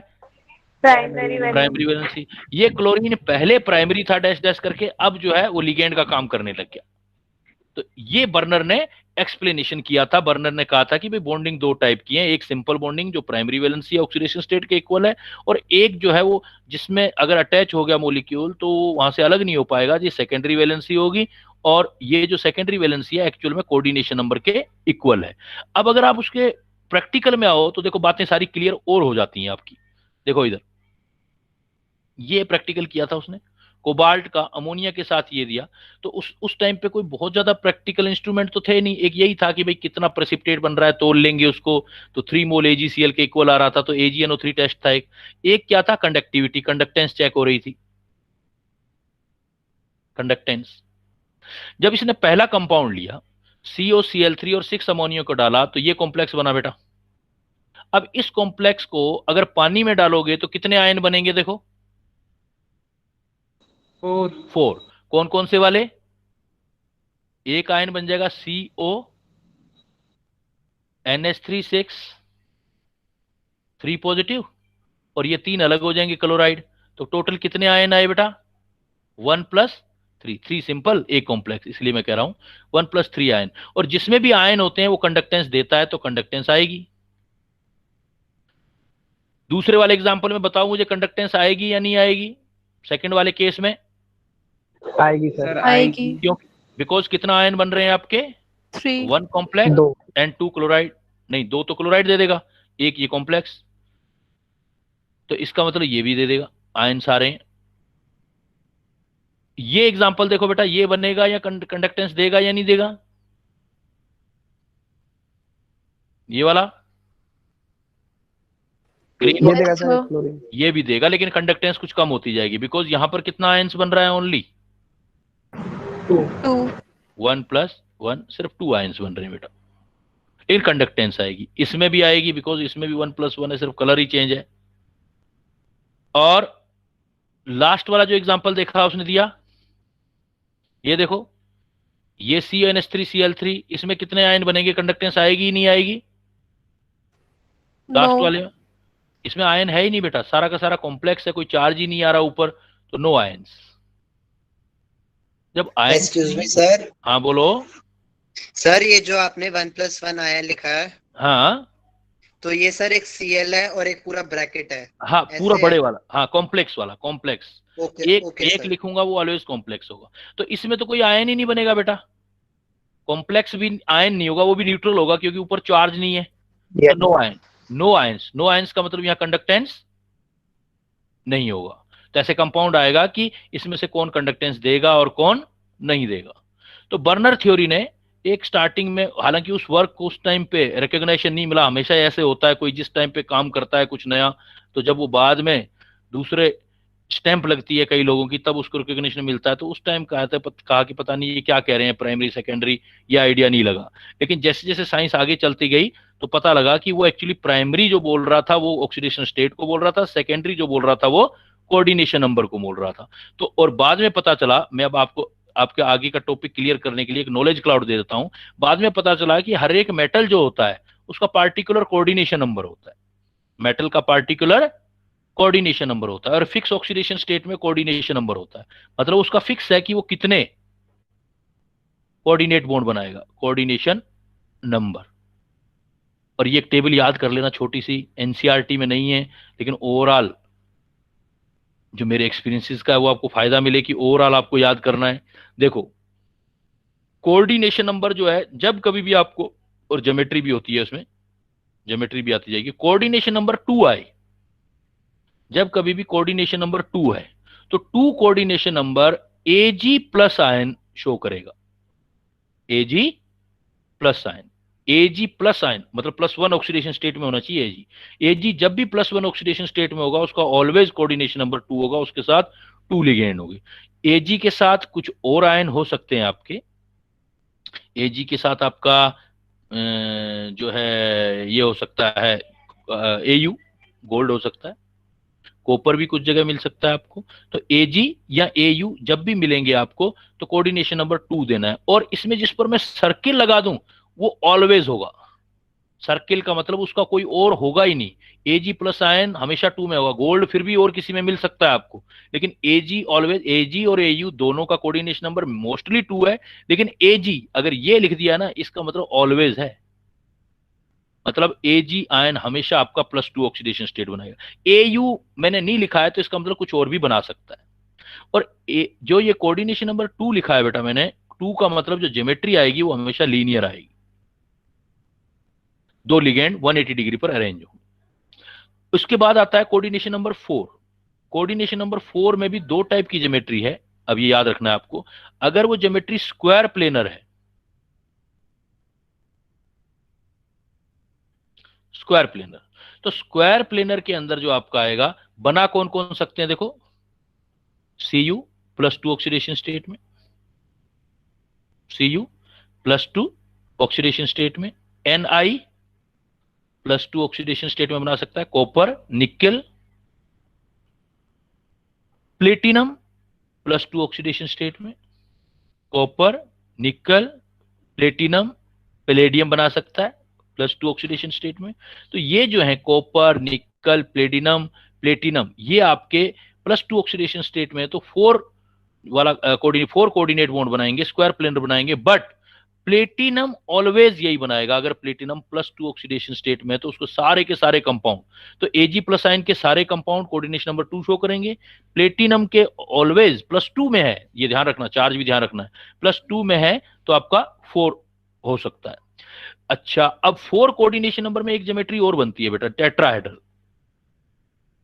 ये टेबल ना बहुत काम आने वाली है, इसको रट लेना, टेबल को बहुत हेल्प करेगी। 4 टेट्राहेड्रल। अगर टेट्राहेड्रल है तो टेट्राहेड्रल आपके क्या क्या बनाओगे देखो, अगर कोबाल्ट +2 में हो तो टेट्राहेड्रल की चांसेस होते हैं, कोबाल्ट +2। जिंक +2 में हो टेट्राहेड्रल बन सकते हैं, निकिल +2 में है टेट्राहेड्रल बना सकता है, एल्यूमिनियम जो है आपका वो बना सकता है टेट्राहेड्रल। तो एल्यूमिनियम में +4 भी होता है, 6 भी होता है, वो रहने देता हूं मैं। तो जिंक, निकिल, Ni+2, कोबाल्ट +2, और स्पेशली ये तो कर ही लो, जिंक, कोबाल्ट, निकल, इवन प्लेटिनम इसमें भी जाता है, इसमें भी आता है, तो बार बार आ रहे हैं तो मैं नहीं लिख रहा उसमें। तो लेकिन इसमें कोई भी ऐसा नहीं है जो सिर्फ टेट्राहेड्रल बनाएगा, इसलिए मैं किसी पे सर्किल नहीं कर रहा। अब आता है आपका 6 होता है ऑक्टाहेड्रल, बहुत सारे बनाते हैं ऑक्टाहेड्रल, मेनली अभी आप देखो हम काम ही इसी पे कर रहे थे। अगर कोबाल्ट +3 में है तो ऑक्टाहेड्रल बनाएगा बेटा, देखो ऑक्टाहेड्रल, कोबाल्ट +3 में है तो ऑक्टाहेड्रल, कोबाल्ट +3 में।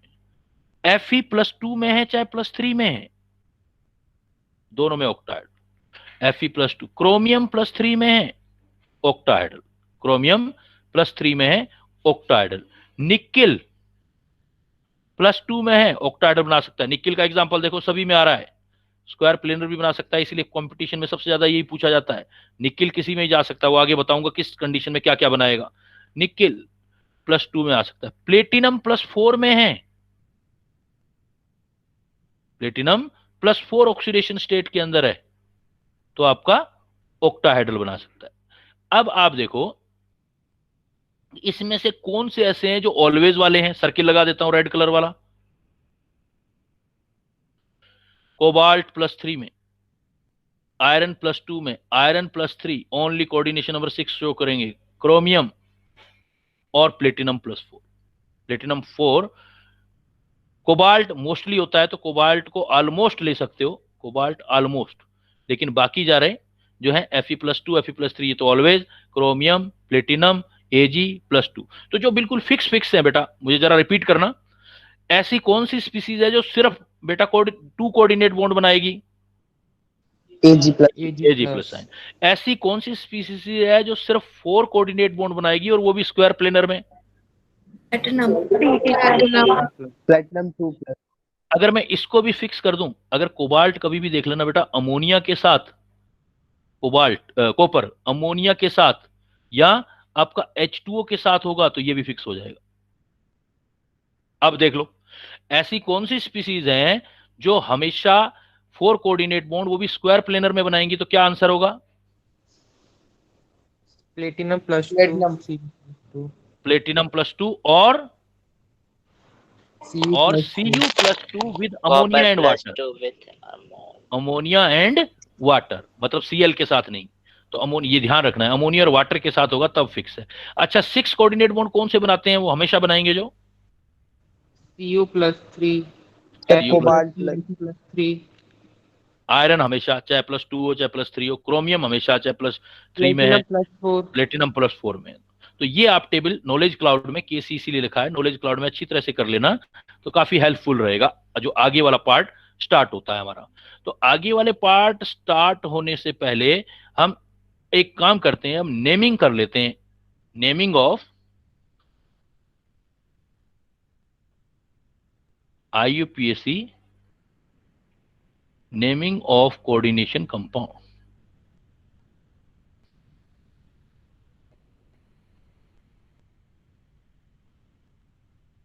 देखो बेटा, इसमें क्या होगा, हम पार्ट डिवाइड कर लेते हैं। जब भी आपकी नेमिंग होगी, कुछ रूल है, always gives first name of cation, जो भी कैटायन होगा उसका नेम फर्स्ट देना है, देन एनायन। जैसे एग्जांपल मैंने लिख दिया K4FeCN6, ये कॉम्प्लेक्स लिख दिया बेटा। अब इसका नाम लिखना है मुझे, तो नाम लिखने के लिए आप क्या करो, पहले इसको ना आयनाइज करके सोचो, तो आपकी नॉलेज भी बढ़ेगी। सीधा नाम कभी मत लिखो, आई डोंट रिकमेंड कि आप सीधा नाम लिखो। मैं कहता हूं कि पहले आयन में ब्रेक करो, तो आपके लिए बहुत सारा नॉलेज भी बढ़ेगा और क्वेश्चन गलत भी नहीं होगा। तो इस अगर को मैं आयन को अलग अलग करूंगा तो बेटा क्या क्या बनेगा, ये वैलेंसी इधर जाएगी और इसकी वैलेंसी इधर आएगी, तो क्या बनेगा, ये K पॉजिटिव और FeCN6 4 नेगेटिव, सेपरेट कर लिया मैंने। तो अब मैं जब भी नाम लिखूंगा पहले इसका लिखूंगा फिर इसका लिखूंगा। कैसे लिखूंगा वो बताता हूं, मैं तो अभी तो पहला पॉइंट बता रहा हूं। Always give first name of cation then anion, पहले कैटायन का नाम दोगे फिर एनायन का नाम दोगे, चाहे कैसा ही है। यहां जैसे ये एग्जांपल लेता हूं, CONH36Cl3, जैसे बेटा ये कॉम्प्लेक्स है आपके पास, CONH36Cl3, तो डायरेक्ट मत लिखो, पहले इसको ब्रेक करो आप, मतलब कैटायन और एनायन ढूंढो तो सही, आना तो चाहिए ना आपको कैटायन एनायन। तो इसमें क्या होगा, ये वाला 3 जो है ये इसकी वैलेंसी हो जाएगा, और इधर कुछ भी नहीं लिखा हुआ है तो ये इसकी वैलेंसी हो जाएगा। टूट के क्या बनाएगा बेटा, जरा बोलो, CONH36, ये अलग हो गया कॉम्प्लेक्स आयन, कितना चार्ज, +3. 3. और इधर क्या बन जाएगा, Cl नेगेटिव। तो अब मैं क्या करूंगा, पहले इसका नाम दूंगा फिर इसका नाम दूंगा। तो हमेशा जो भी कैटायन हो उसका नाम पहले देना है, एनायन का बाद में देना है। दूसरा पॉइंट, जब भी आप नाम लिखते हो, सिंपल आयन कोई भी हो, जैसे इसमें सिंपल कैटायन है, इसमें सिंपल एनायन है, सिंपल नाम जैसा होता है वैसा ही दिया जाता है। Simple ion name is given usually, उसके लिए कोई स्पेशल रूल नहीं है, without indicating their number। simple ion name is given usually without indicating their number। जैसे मान लो ऊपर वाला था K4FeCN6, तो इसमें सिंपल आयन क्या था बेटा, ऊपर वाले केस में K4FeCN, पोटेशियम, और पोटेशियम कितने थे यहाँ पर, पोटेशियम, तो 4 लिखने की जरूरत नहीं है आपको, आप सिर्फ पोटेशियम लिखोगे। ये देखो, इसको ब्रेक करोगे तो समझ भी आ जाएगा, ब्रेक है तो K पॉजिटिव ही लिखा है। तो सिंपल नेम का नाम पोटेशियम है, पोटेशियम ही लिखना है और उसके नंबर को इंडिकेट नहीं करना। जैसे इसमें देखो दूसरे वाले एग्जांपल में बेटा, सिंपल आयन कौन से वाला है, Chlorine. Chloride. Chloride ion. Simple ion chloride ion है, तो इसका 3 इंडिकेट करने का रिक्वायरमेंट नहीं है। देखो नीचे लिखा है मैंने सिर्फ Cl नेगेटिव, तो सिर्फ हमें क्लोराइड का नाम लिखना है और यूजुअली नेम लिखना है।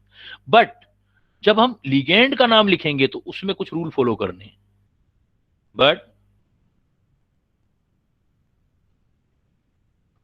but in naming of ligand following rules are applied. जब भी लिगेंड का नाम लिखोगे तो रूल फॉलो करोगे। क्या रूल होंगे? तो इस रूल में पहले आपको यह सिलेक्ट करना पड़ेगा कि कॉम्प्लेक्स आयन जो आपका है कैटायन है या एनायन है। पहले ये देखना पड़ेगा। कॉम्प्लेक्स आयन की नेमिंग है। कॉम्प्लेक्स आयन चेक करना पड़ेगा कि suppose complex ion, if complex ion is cation, या दूसरा क्या हो सकता है, कॉम्प्लेक्स आयन इज एनायनिक, या ये कह दो कॉम्प्लेक्स आयन इज कैटायन या complex ion is anion. Complex ion is anion.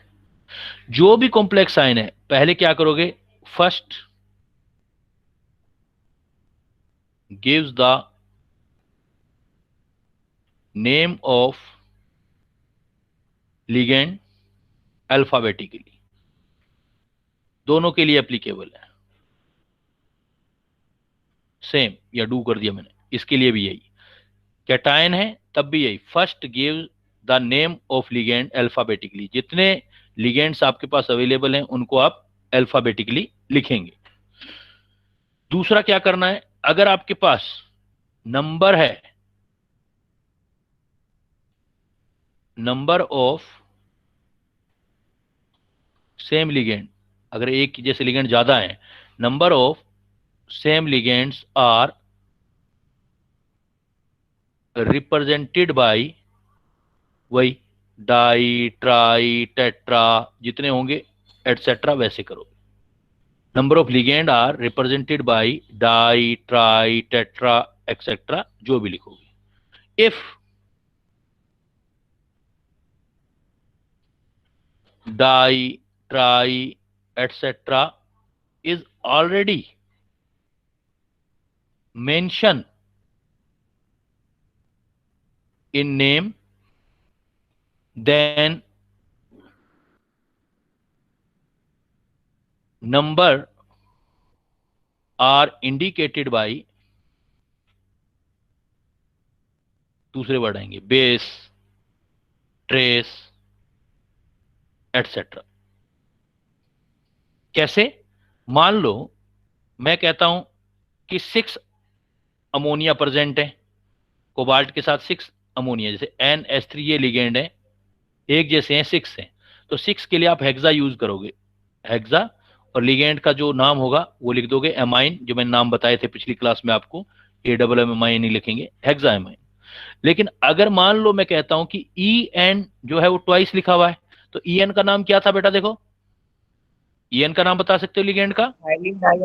Ethylene diamine. तो डाई ऑलरेडी वर्ड आ रहा है ना अंदर, और ऐसे 2 हैं, तो इथाइलिन डाईएमीन में डाई डाई इथाइलिन डाईएमीन मत लिखो, इस 2 के लिए बिस वर्ड यूज करो। लिखो बिस, फिर एक ब्रैकेट में लिखो इथाइलिन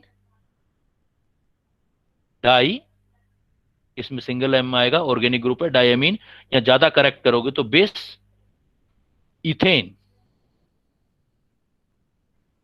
ज्यादा करेक्ट इथेन 1,2 डाईएमीन, ऑर्गेनिक पूरी यूज करोगे तो इथेन 1,2 है। ब्रैकेट पे लिखना होगा नेम को। हाँ, बिस, अगर आपने बिस ट्रिस लिख दिया ना फिर ब्रैकेट में लिखना। अगर बिस ट्रिस नहीं है, सीधा डाई ट्राई है, क्योंकि यहां पर डाई में भी डी आ रहा है, नंबर रिप्रेजेंट कर रहा है, बिस भी नंबर रिप्रेजेंट कर रहा है, तो इसको सेपरेट करने के लिए डाई का मतलब, ब्रैकेट का मतलब ये अंदर नाम के अंदर ही है। तो मैंने देखो, अब आप रूल पढ़ो, देखो क्या लिखा, number of same ligand are represented by di tri tetra.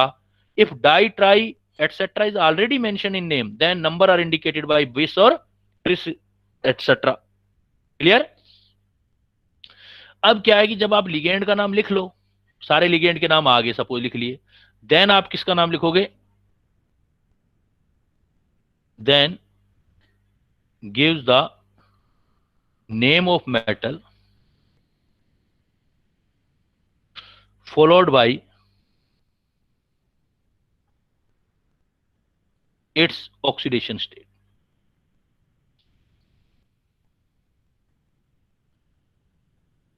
फिर आप मेटल का नाम दो और उसका ऑक्सीडेशन स्टेट दो। ये तब है जब आपका कॉम्प्लेक्स आयन बेटा कैटायन हो।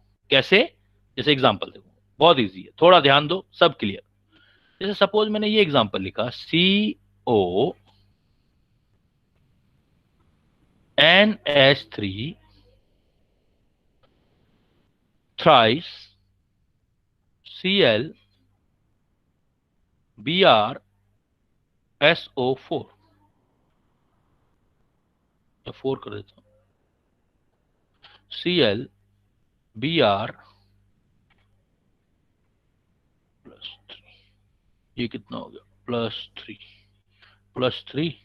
-1 -2 तो +3 हो गया। तो यहां भी मुझे सपोज लिख दिया Cl, ये लिख दिया, ये एग्जांपल दे दिया मैंने। तो आप क्या करोगे बेटा, सबसे पहले मैंने आपको बताया कि आप इसको ब्रेक करो। देखो ब्रेक करो, आप आयनाइज करो, अपने एग्जाम में जब भी आए तो अलग अलग करो। तो अलग अलग करोगे तो कौन कौन से आयन बनेंगे, देखो CO NH3 4 Cl Br, ये अलग हो गया। इधर 1 है, इधर भी 1 है, तो इसकी वैलेंसी इसके साथ तो +1 और प्लस Cl नेगेटिव का इसकी वैलेंसी इसके पास -1। ब्रेक कर लिया मैंने। अब ब्रेक कर लिया तो ये कॉम्प्लेक्स आयन पहले कैटायन है, तो यहां कॉम्प्लेक्स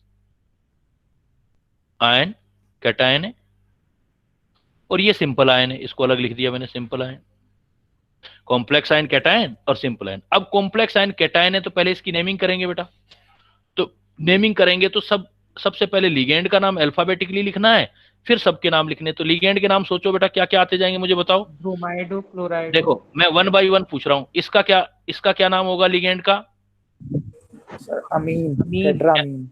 एमाइन। क्या बोलोगे इसको? लिगेंड का नाम देना है, अभी नंबर नहीं बताना। एमाइन, इसका नाम है एमाइन। ये देखो दूसरा लिगेंड Cl है, इसका क्या नाम होगा? क्लोराइडो। एनाइनिक होगा तो पीछे ओ की आवाज आएगी, और न्यूट्रल होगा तो वैसा का वैसा क्लोराइडो। Br का क्या नाम हो जाएगा बेटा? ब्रोमाइडो। ठीक है, तो 3 टाइप के लिगेंड्स हैं। अब इसमें देखो अल्फाबेटिकली सिलेक्ट करो, सबसे पहले किसका नाम आएगा लिगेंड में? ब्रोमाइड। अल्फाबेटिकली अमीन। नंबर 1 पे अल्फाबेटिकली A, फिर B, फिर C, है ना? तो ABC, तो एमीन ABC। अब लिखूंगा नाम, तो सबसे पहले एमीन लिखो। एमीन कितने हैं देखो जरा? टेट्रा 4। 4। तो क्या लिखोगे बेटा? Tetra amine. Tetra amine. उसके बाद ब्रोमाइडो। ब्रोमाइडो के बाद बेटा क्लोराइडो। लिगेंड के नाम कंप्लीट हो गए। लिगेंड के नाम के बाद मेटल का नाम लिखना है। मेटल क्या है देखो मेरे पास? कोबाल्ट। तो कोबाल्ट नाम लिख देना है, और इधर इसका ऑक्सीडेशन स्टेट रोमन लैंग्वेज में लिखना है। ऑक्सीडेशन स्टेट यहां आएगा इन रोमन। ये अब इसका नाम आ गया। अब लास्ट में सिंपल आयन का नाम जैसा था वैसा का वैसा देना है। तो Cl नेगेटिव को क्या नाम दे दूंगा मैं? सिंपल नेम है ये लिगेंड नहीं है। तो क्या लिखूंगा सिंपल नेम? Cl नेगेटिव को क्या बोलते हैं? क्लोराइड। तो क्लोराइड, सिंपल नेम क्लोराइड लिख दोगे। अब एक काम रह गया आपका कि आप टेट्रामीन, ब्रोमिडो, क्लोरिडो, कोबाल्ट ऑक्सीडेशन स्टेट कैसे निकालोगे? अब जैसे बताया था इस आयन में निकालो आप, इसके अंदर सपोज कोबाल्ट का कितना होगा? X। कोबाल्ट का देखो कितना होगा? X +4 तो हो ही नहीं सकता बेटा, ऊपर टेबल दे के आया हूं मैं। +3 होगा। कोबाल्ट का देखो X। अमोनिया का कितना ऑक्सीडेशन स्टेट होता है? अमोनिया का ऑक्सीडेशन स्टेट कितना होगा? 0। क्लोराइड का कितना होगा? -1। ब्रोमाइड का कितना होगा? -1। इक्वल टू ऊपर वाला ऑक्सीडेशन स्टेट +1। +1। तो X का वैल्यू कितना आ गया बेटा देखो? 3। +3। तो रोमन लैंग्वेज में 3 लिख दोगे। तो वैसे भी मैंने बताया था कि कोबाल्ट, ऊपर वाली लिस्ट देखो कितनी काम आएगी। मैंने बताया था कि कोबाल्ट +3 होगा तो कोऑर्डिनेशन नंबर कितना आएगा उसका? कोबाल्ट जब भी +3 6, तो ऊपर देखो 6 बॉन्ड बना रहा है कोबाल्ट। 4 अमोनिया हो गए, 1 क्लोराइड हो गया, 1 ब्रोमाइड हो गया। क्लियर? एक एग्जांपल आप बताओ मुझे। सपोज मैं आपको ये दे देता हूं, FeCN का होल 6। FeCN6 का तो अभी मैं आपको नहीं दे पाऊंगा, लेकिन मैं आपको कोई और देता हूं। जैसे मैं देता हूं क्रोमियम।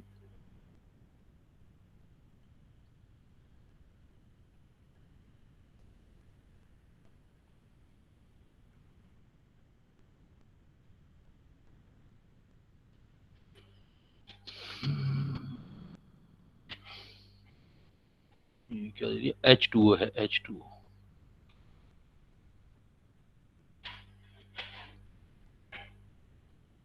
ये देखता हूँ बन सकता है क्या, -4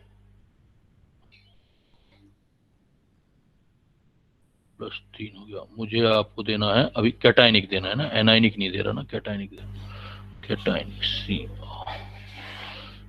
CR देता हूँ, H2O 6 दे देते हैं, H2O मैंने दिया 5 ON -1 +3 -3 ये दे दिया बेटा। इसका नाम बताओ मुझे, क्या नाम होगा इसका, या मैं इसको भी हटा देता हूं, ऐसे लिख देता हूं। अब नाम बताओ इसका, क्या करोगे, स्टेप फॉलो करो। देखो अगर आपने स्टेप फॉलो कर लिए ना, फिर आपके पास कैसा भी डिफिकल्ट से डिफिकल्ट एग्जांपल आएगा तो भी कर लोगे आप। सबसे पहले क्या करोगे, मेरे साथ साथ चलो, क्या करोगे सबसे पहले, एनाइन कैटाइन को सेपरेट करेंगे। बिल्कुल सही बेटा। बाकी स्टूडेंट भी बेटा, इतने सारे स्टूडेंट होते हो क्लास में, बाकी भी जवाब दिया करो, डीपीपी भी सोल्व किया करो, कॉन्फिडेंस आएगा, नंबर आएंगे, और इसी के लिए आप काम कर रहे हो, लाइफ में बहुत फायदा होगा। नहीं करोगे तो फिर पीछे रहते जाओगे, और पीछे पीछे करते करते एक साल में बहुत डिफरेंस आ जाता है बेटा। बाकी जो डीपीपी भी नहीं आ रही है, बहुत सारे बच्चे जो है, मैं डीपीपी में रिपोर्ट देख रहा था, डीपीपी भी नहीं करते बेटा। इट इज वेरी रॉन्ग कि अगर आप जिस काम के लिए आए हो वही नहीं कर रहे हो, तो ये तो बहुत अच्छी बात है। फिर इससे अच्छी बात और क्या हो सकती है, जिस काम के लिए आए हैं, पैसा दिया, वही नहीं कर रहे हैं हम, तो इससे अच्छे तो हो ही नहीं सकते फिर हम।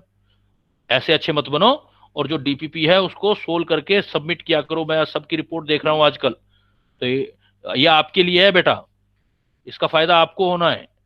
हाँ तो बताओ, सबसे पहले सेपरेट करेंगे तो क्या क्या आयन बनेंगे, देखो। तो इसमें आयन बनाएंगे तो एक तो आयन ये वाला अलग हो जाएगा, सल्फेट आयन अलग हो गया, तो सल्फेट का चार्ज कितना होता है, SO4 -2 -2, तो बाकी सारे के पास +2 आ जाएगा, तो इसको अलग लिख देते हैं, बाकी वाले को Cr H2O5 ONO और 2 पॉजिटिव, दोनों को अलग अलग कर दिया। 2 नेगेटिव इधर चला गया, तो 2 टोटल तो न्यूट्रल था। अब देखो, आप पहले वाले का नाम दो बेटा। पहले वाले में सबसे पहले किसकी नेमिंग करनी स्टार्ट करनी पड़ेगी मुझे, लिगेंड्स लिगेंड्स की। वाटर को क्या बोलते हैं, एक्वा। ONO को क्या बोलेंगे, नाइट्राइटो ओ बोल देंगे। बिल्कुल सही है बेटा, नाइट्राइटो ओ बोल देंगे। क्लियर। और क्रोमियम को क्रोमियम ही बोलेंगे। इसकी ऑक्सीडेशन स्टेट लगाएंगे, तो क्रोमियम की ऑक्सीडेशन स्टेट निकालो। सपोज क्रोमियम का X, वाटर का 0, ONO -1 होता है बेटा, याद रखना। इसीलिए वो लिगेंड वाला जो टॉपिक दिया था ना, वो सबसे इंपॉर्टेंट था। ONO -1 = 2 पॉजिटिव, नहीं तो ये ऑक्सीडेशन स्टेट नहीं निकलेंगी। तो ये थर्ड था। तो बेटा देखो, नाम क्या दूंगा मैं, क्या बताओ आप मुझे, क्या लिखूं, पेंटा एक्वा नाइट्राइडो नाइट्राइटो ओ, आगे क्रोमियम रोमन में 3, आगे सल्फेट सल्फेटो नहीं, नॉट सल्फेटो बेटा, that is the simple ion, that is not ligand. Simple ion not ligand, जो सिंपल आयन है उसका सिंपल नाम ही होगा, तो सल्फेटो नहीं लिखेंगे, ये सल्फेट आयन या लिगेंड नहीं है, तो इसको क्या नाम देंगे, सिंपल जो इसका नाम है, क्या बोलोगे आप, सल्फेट। पेंटा एक्वा नाइट्रिटो ओ क्रोमियम 3 सल्फेट।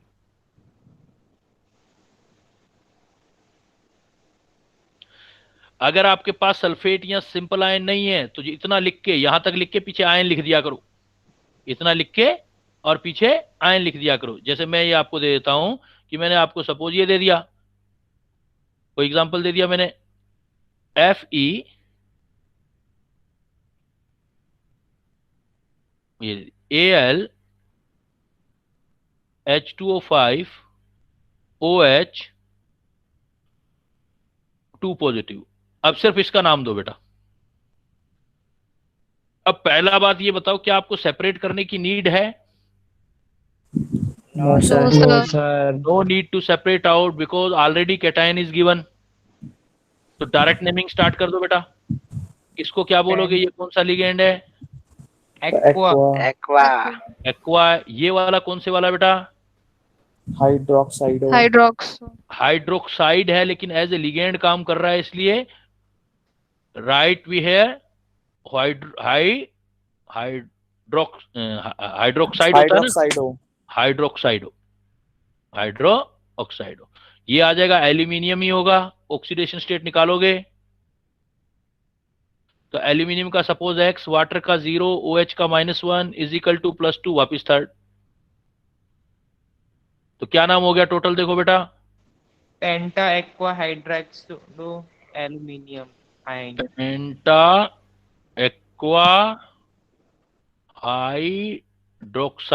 हाइड्रोक्साइडो aluminium third. अब आगे कुछ सिंपल आयन नहीं है, ये भी एक आयन लिख दो, penta aqua hydroxido aluminium third ion. Clear?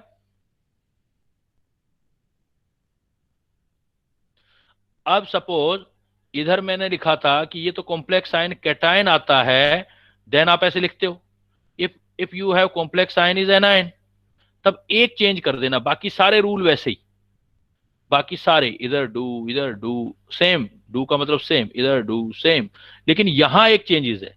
Give the name of metal followed by oxidation state लिखते हो तो नेम ऑफ मेटल लिख के उसके आगे एक सफिक्स लगा देना 8, ये ऐड जरूर करना, फिर आपकी ऑक्सीडेशन स्टेट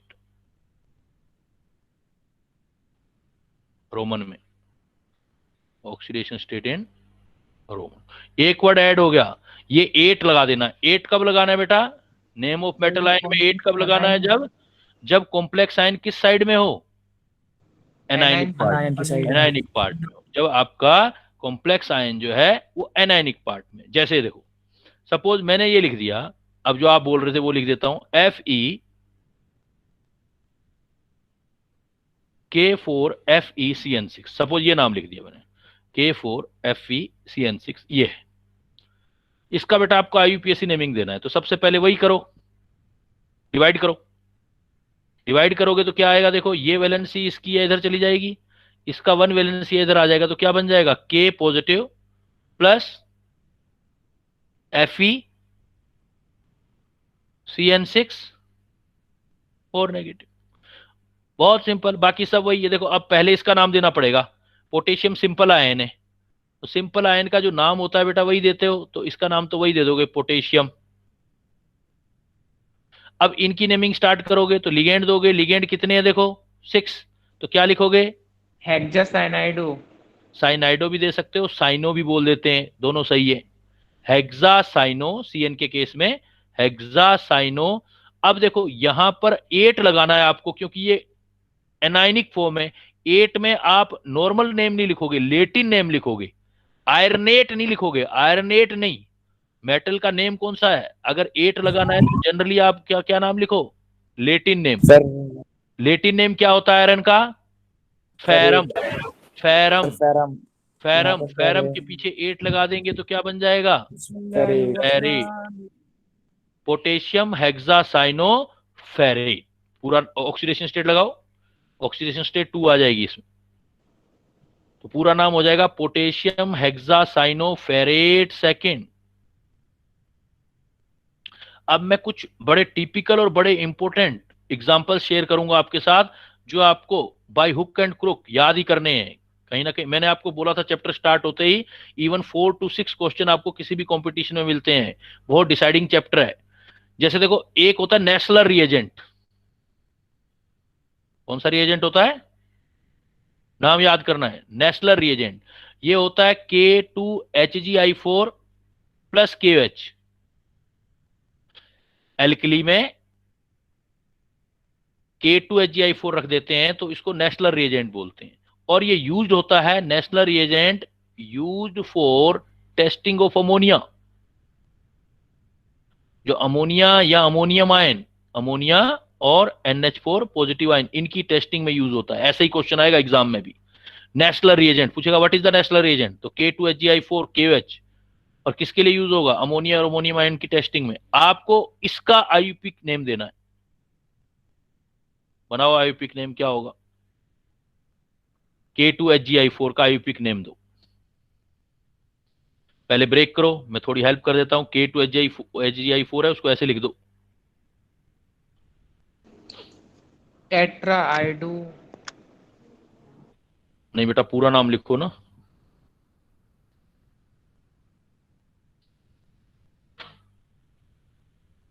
स्टार्टिंग में लूज करके कुछ, हमेशा पहले केटायन का नाम दिया जाता है फिर एनायन का। अब जो भी कॉम्प्लेक्स होता है फिर उसके लिए प्रोसीड की जाती है।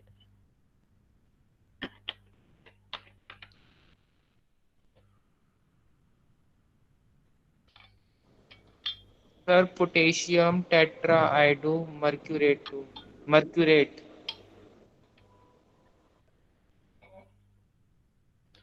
बिल्कुल सही आंसर है आपका। अगर आप जो मैंने बताया वो प्रोसेस कर रहे हो तो बहुत इजी हो जाएगा, कोई मिस्टेक होने के चांसेस नहीं होंगे। बाकी भी तरीके से कर सकते हो बट इसमें मिनिमाइज हो जाएगा मिस्टेक। तो सबसे पहले ब्रेक करो आप इसको। तो ये जो वैलेंसी है इधर ले जाओ, इसकी वैलेंसी 1 है इधर ले जाओ, तो ये हो जाएगा K positive plus HgI4 2 negative. अब क्या मैं नाम बड़ी इजीली दे सकता हूं। अब मेरे लिए कोई मुश्किल काम नहीं है, पहले मुझे इसका नाम देना है। ये एक सिंपल आयन है, ये कॉम्प्लेक्स है, लेकिन it should be keeped in mind कि complex ion is anion, anionic form है कॉम्प्लेक्स एनायन। तो 8 वर्ड यूज करना है। तो के को बोलोगे पोटेशियम। इधर देखो मरकरी सेंट्रल मेटल एटम है, आयोडाइड को आयोडिडो तो 4 है, तो बोलोगे टेट्रा आयोडिडो आयोडिडो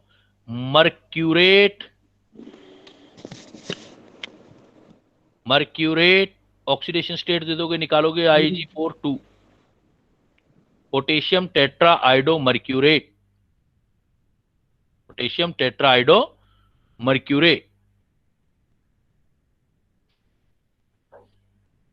ये एग्जांपल एक लिख रहा हूं मैं,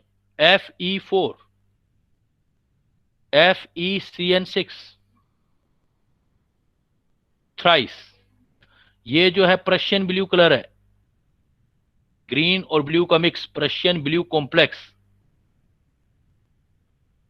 Prussian blue complex formed in testing of nitrogen. Nitrogen की टेस्टिंग करते हैं, प्रैक्टिकल वर्क करते हैं, तो नाइट्रोजन की टेस्टिंग में ये कॉम्प्लेक्स बनता है। इसका नाम बताओ प्रशियन ब्लू वाले कॉम्प्लेक्स का। Fe4 FeCN6 ब्रेक करो बेटा, इजिली गोइंग हो जाएगा। ब्रेक करके आंसर दो इसका।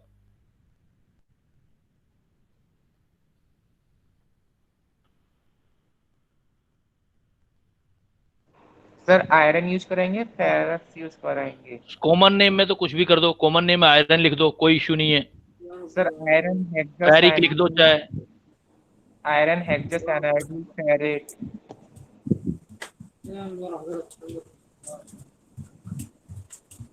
Sir iron ट्राइस hexacyanoferrate. नहीं बेटा ट्राई गलत कर दिया ना, आपने ब्रेक नहीं किया होगा इसीलिए गलती हो गई। अगर आप इसको आयनाइज करके लिखोगे तो ये वाली वैलेंसी इधर चली जाएगी, ये वाली वैलेंसी इधर आ जाएगी। इसका मतलब ये वैलेंसी इधर चलेगी तो ये आयन हो गया Fe3 पॉजिटिव, प्लस ये वाला आयन इधर चला गया FeCN6 4 नेगेटिव। पहले सबसे पहले ब्रेक करो आप। अब ब्रेक करने के बाद नाम दो। देखो इसको कुछ भी लिख सकते हो, आयरन थर्ड लिख दो, फेरिक लिख दो, क्योंकि ये तो सिंपल आयन है, इसकी तो नेमिंग है नहीं कोई। नेमिंग के रूल तो इसके लिए हैं, ये कॉम्प्लेक्स आयन है और कॉम्प्लेक्स आयन भी एनायनिक फॉर्म में, कॉम्प्लेक्स आयन एनायनिक फॉर्म में, तो सिंपल आयन को कैसे भी लिख दो, नो प्रॉब्लम। चाहे आयरन थर्ड लिख दो, ये भी सही है। सिंपल आयन का जो नाम होता है सिंपल ही होता है, आयरन थर्ड लिख दो। आयरन थर्ड को फेरिक भी बोलते हैं तो फेरिक लिख दो, चाहे फेरिक। अब इधर लिखो, मेन नेमिंग इसकी है तो हेक्सा साइनो या साइनिडो फेरेट। ऑक्सीडेशन स्टेट निकालो इस स्पीसीज में, आयरन का X -6 -4 2 +3। नहीं 2 बेटा, 3 कैसे आएगा? आयरन का X हो जाएगा -6 ये इक्वल टू -4, तो X इज इक्वल टू +2। इसमें 3 नहीं आएगा। हेक्सासाइनोफेरेट सेकेंड, लगता इजी है लेकिन पता ही नहीं कहाँ मिस्टेक हो जाता है। किसी का ऑक्सीडेशन स्टेट में हो जाता है, किसी का 8 लगाने में हो जाता है, तो कहीं भी प्रॉब्लम आ सकता है। तो मतलब आपको you need to some more care. जैसे देखो अदर एग्जांपल,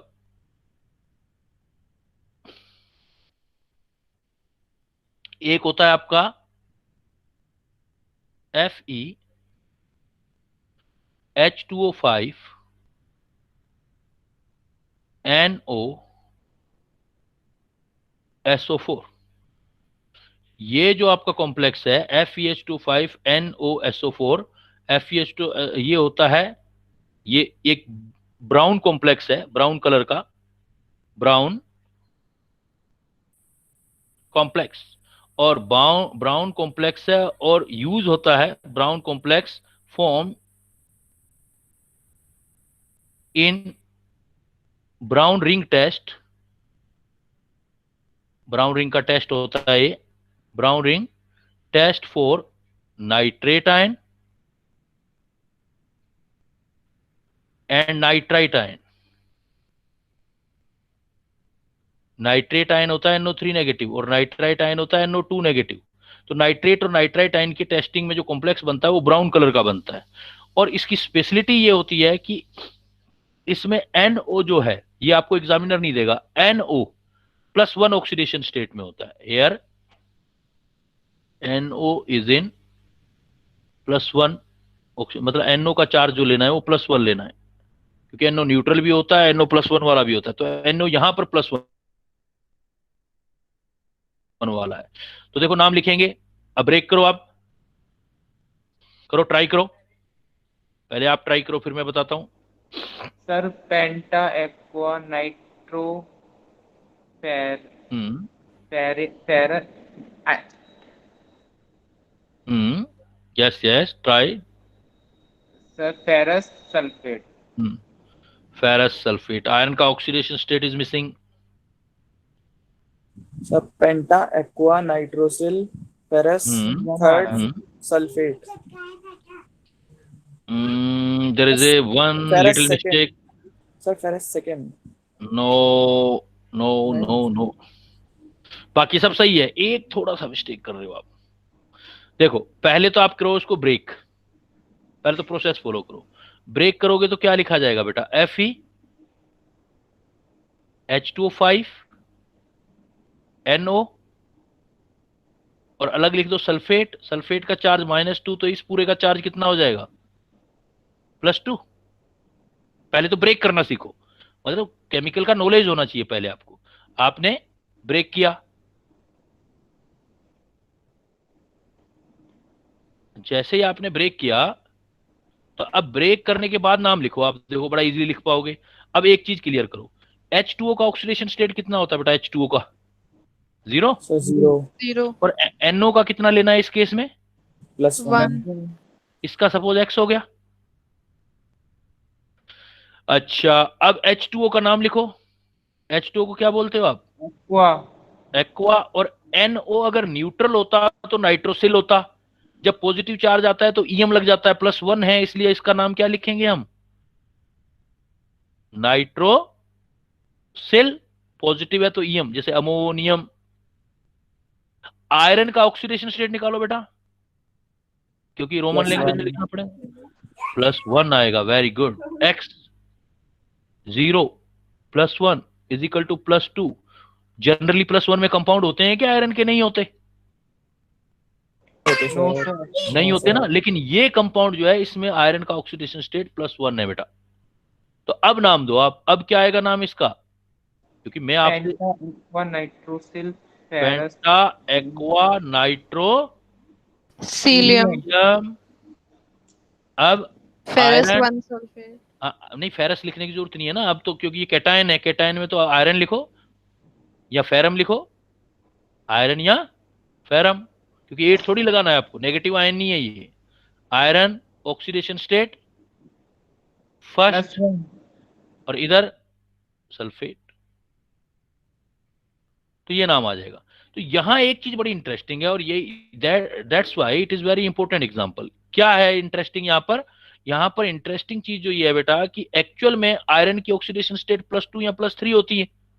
तो एक्चुअल में ये कंपाउंड ये था FeH2O5NoSO4, जिसमें NO का ऑक्सीडेशन स्टेट 0 था और Fe का ऑक्सीडेशन स्टेट जो था वो +2 था। एक्चुअली ये कंडीशन थी, लेकिन इसने अपने एक इलेक्ट्रॉन का ट्रांसफर किया इधर। जैसे ही इसने एक इलेक्ट्रॉन का ट्रांसफर किया तो NO का ऑक्सीडेशन स्टेट क्या हो गया बेटा? +1। एक इलेक्ट्रॉन ट्रांसफर करेगा तो +1, और +2 को एक इलेक्ट्रॉन मिल गया तो इसका ऑक्सीडेशन स्टेट क्या हो गया? +1। +1। ये जो चार्ज इधर जाता है इसको बोलते हैं charge transfer spectra. Charge transfer spectra, ये बेटा कलर का रीजन है। ये चार्ज ट्रांसफर स्पेक्ट्रा, सीटी स्पेक्ट्रा बोलते हैं इसको। सीटी spectra is responsible for brown colour of this complex. ये जो दिस कॉम्प्लेक्स में जो ब्राउन कलर आ रहा है वो इसी रीजन से आता है कि इलेक्ट्रॉन का एक ट्रांसफर होता है जो नाइट्रेट के टेस्ट में यूज किया जाता है। तो नाइट्रेट के टेस्ट में हम इसको यूज कर, तो ये हमारा, तो जितने भी मैं केमिस्ट्री बता रहा हूं not only for this chapter, not only belonging to this chapter, और इसमें कई चैप्टर इनऑर्गेनिक बहुत सारे इंक्लूड करते जा रहे हैं, बहुत सारे और मटेरियल इंक्लूड होते जा रहे हैं। जैसे मुझे नाम बताओ, नेशनल रिएजेंट क्या था बताओ जल्दी। What is the national reagent? K2HgI4 KOH plus KOH, है ना? Prussian blue, formula of Prussian blue Fe4FeCN का होल 6। ऐसे याद करना है बेटा, जैसे जैसे एग्जांपल दे रहा हूं मैं। प्रेशियन ब्लू किसके टेस्टिंग में यूज बनता है? Prussian blue colour ammonia nitrogen, Prussian blue nitrogen के टेस्ट में बनता है। अभी मैंने दिया है कि आपको ये FeH2O5NoSO4, ये किसके टेस्ट में यूज होता है? बनता है नाइट्रेट या नाइट्राइट आयन का ब्राउन रिंग टेस्ट। कोई किसी ने स्कूलिंग में टेस्ट किए हो तो ब्राउन रिंग बनती थी नाइट्रेट या नाइट्राइट आयन का, उसमें टेस्ट यूज होता है। इसी टाइप से मिलता जुलता इससे केमिकल देखो एक ये है कि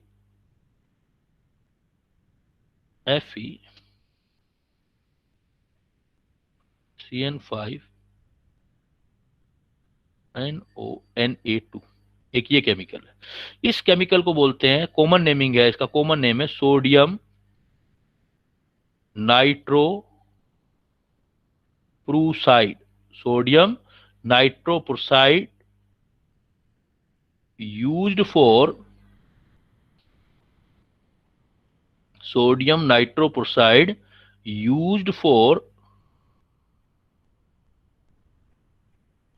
टेस्टिंग ऑफ सल्फाइड आयन।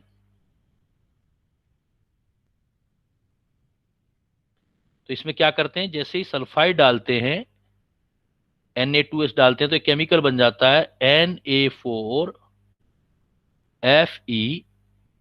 बस फर्क इतना है, यहां पर Cn है, ऊपर वाटर है, वो भी 5 थे, भी 5, बट ये था कि ये कैटायन था, ये एनायनिक पार्ट में CN5, या नाम से याद रखना प्रूसाइड, साइड साइनाइड से साइड, CN5NOS ये बनता है। इसका कलर जो होता है वायलेट होता है, और इससे वायलेट कलर होता है, इससे रिएक्शन करके ये कलरलेस हो जाता है। तो इससे पता लग जाता है कि सल्फाइड का ये टेस्ट है। तो आपने मुझे इसका आयुपेक नेम बताना है और इसका आयुपेक नेम बताना है, दोनों का। तो देखो मैं बता देता हूं क्योंकि अभी टाइमिंग ओवर हो चुका है, तो थोड़ा सा बता देता हूं मैं। देखो सबसे पहले इसको ब्रेक करो आप, ये नॉलेज तो खैर याद ही करना है आपने। ब्रेक करोगे तो Na+ आयन, और ये बन जाएगा आपका FeCN5NO2 नेगेटिव। नाम दोगे बेटा, यहां वही लेके चलोगे, NO का +1 लेके चलना, और साइनाइड का भी -1 होता है, तो ऑक्सीडेशन स्टेट निकालने में हेल्प मिलेगी आपको। तो नाम दे देखो, Na+ है तो बोलोगे सोडियम,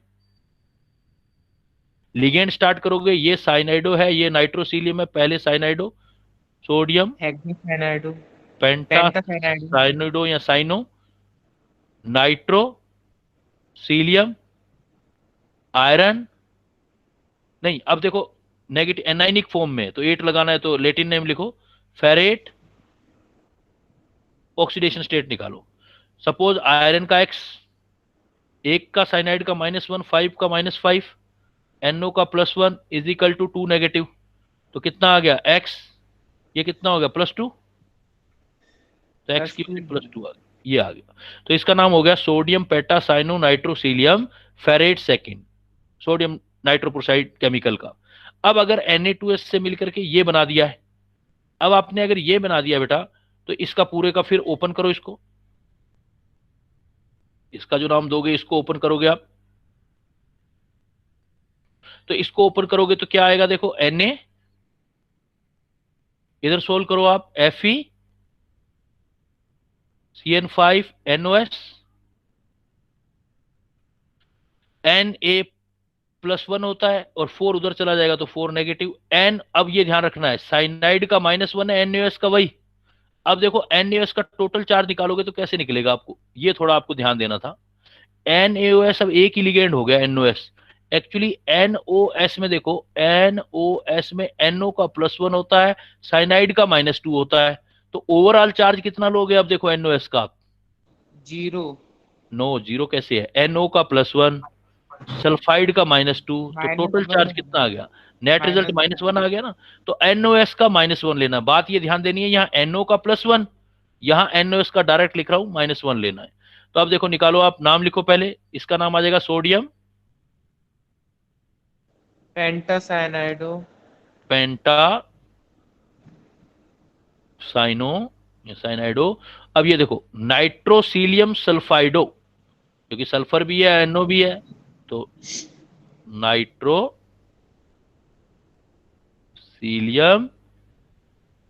सल्फाइडो।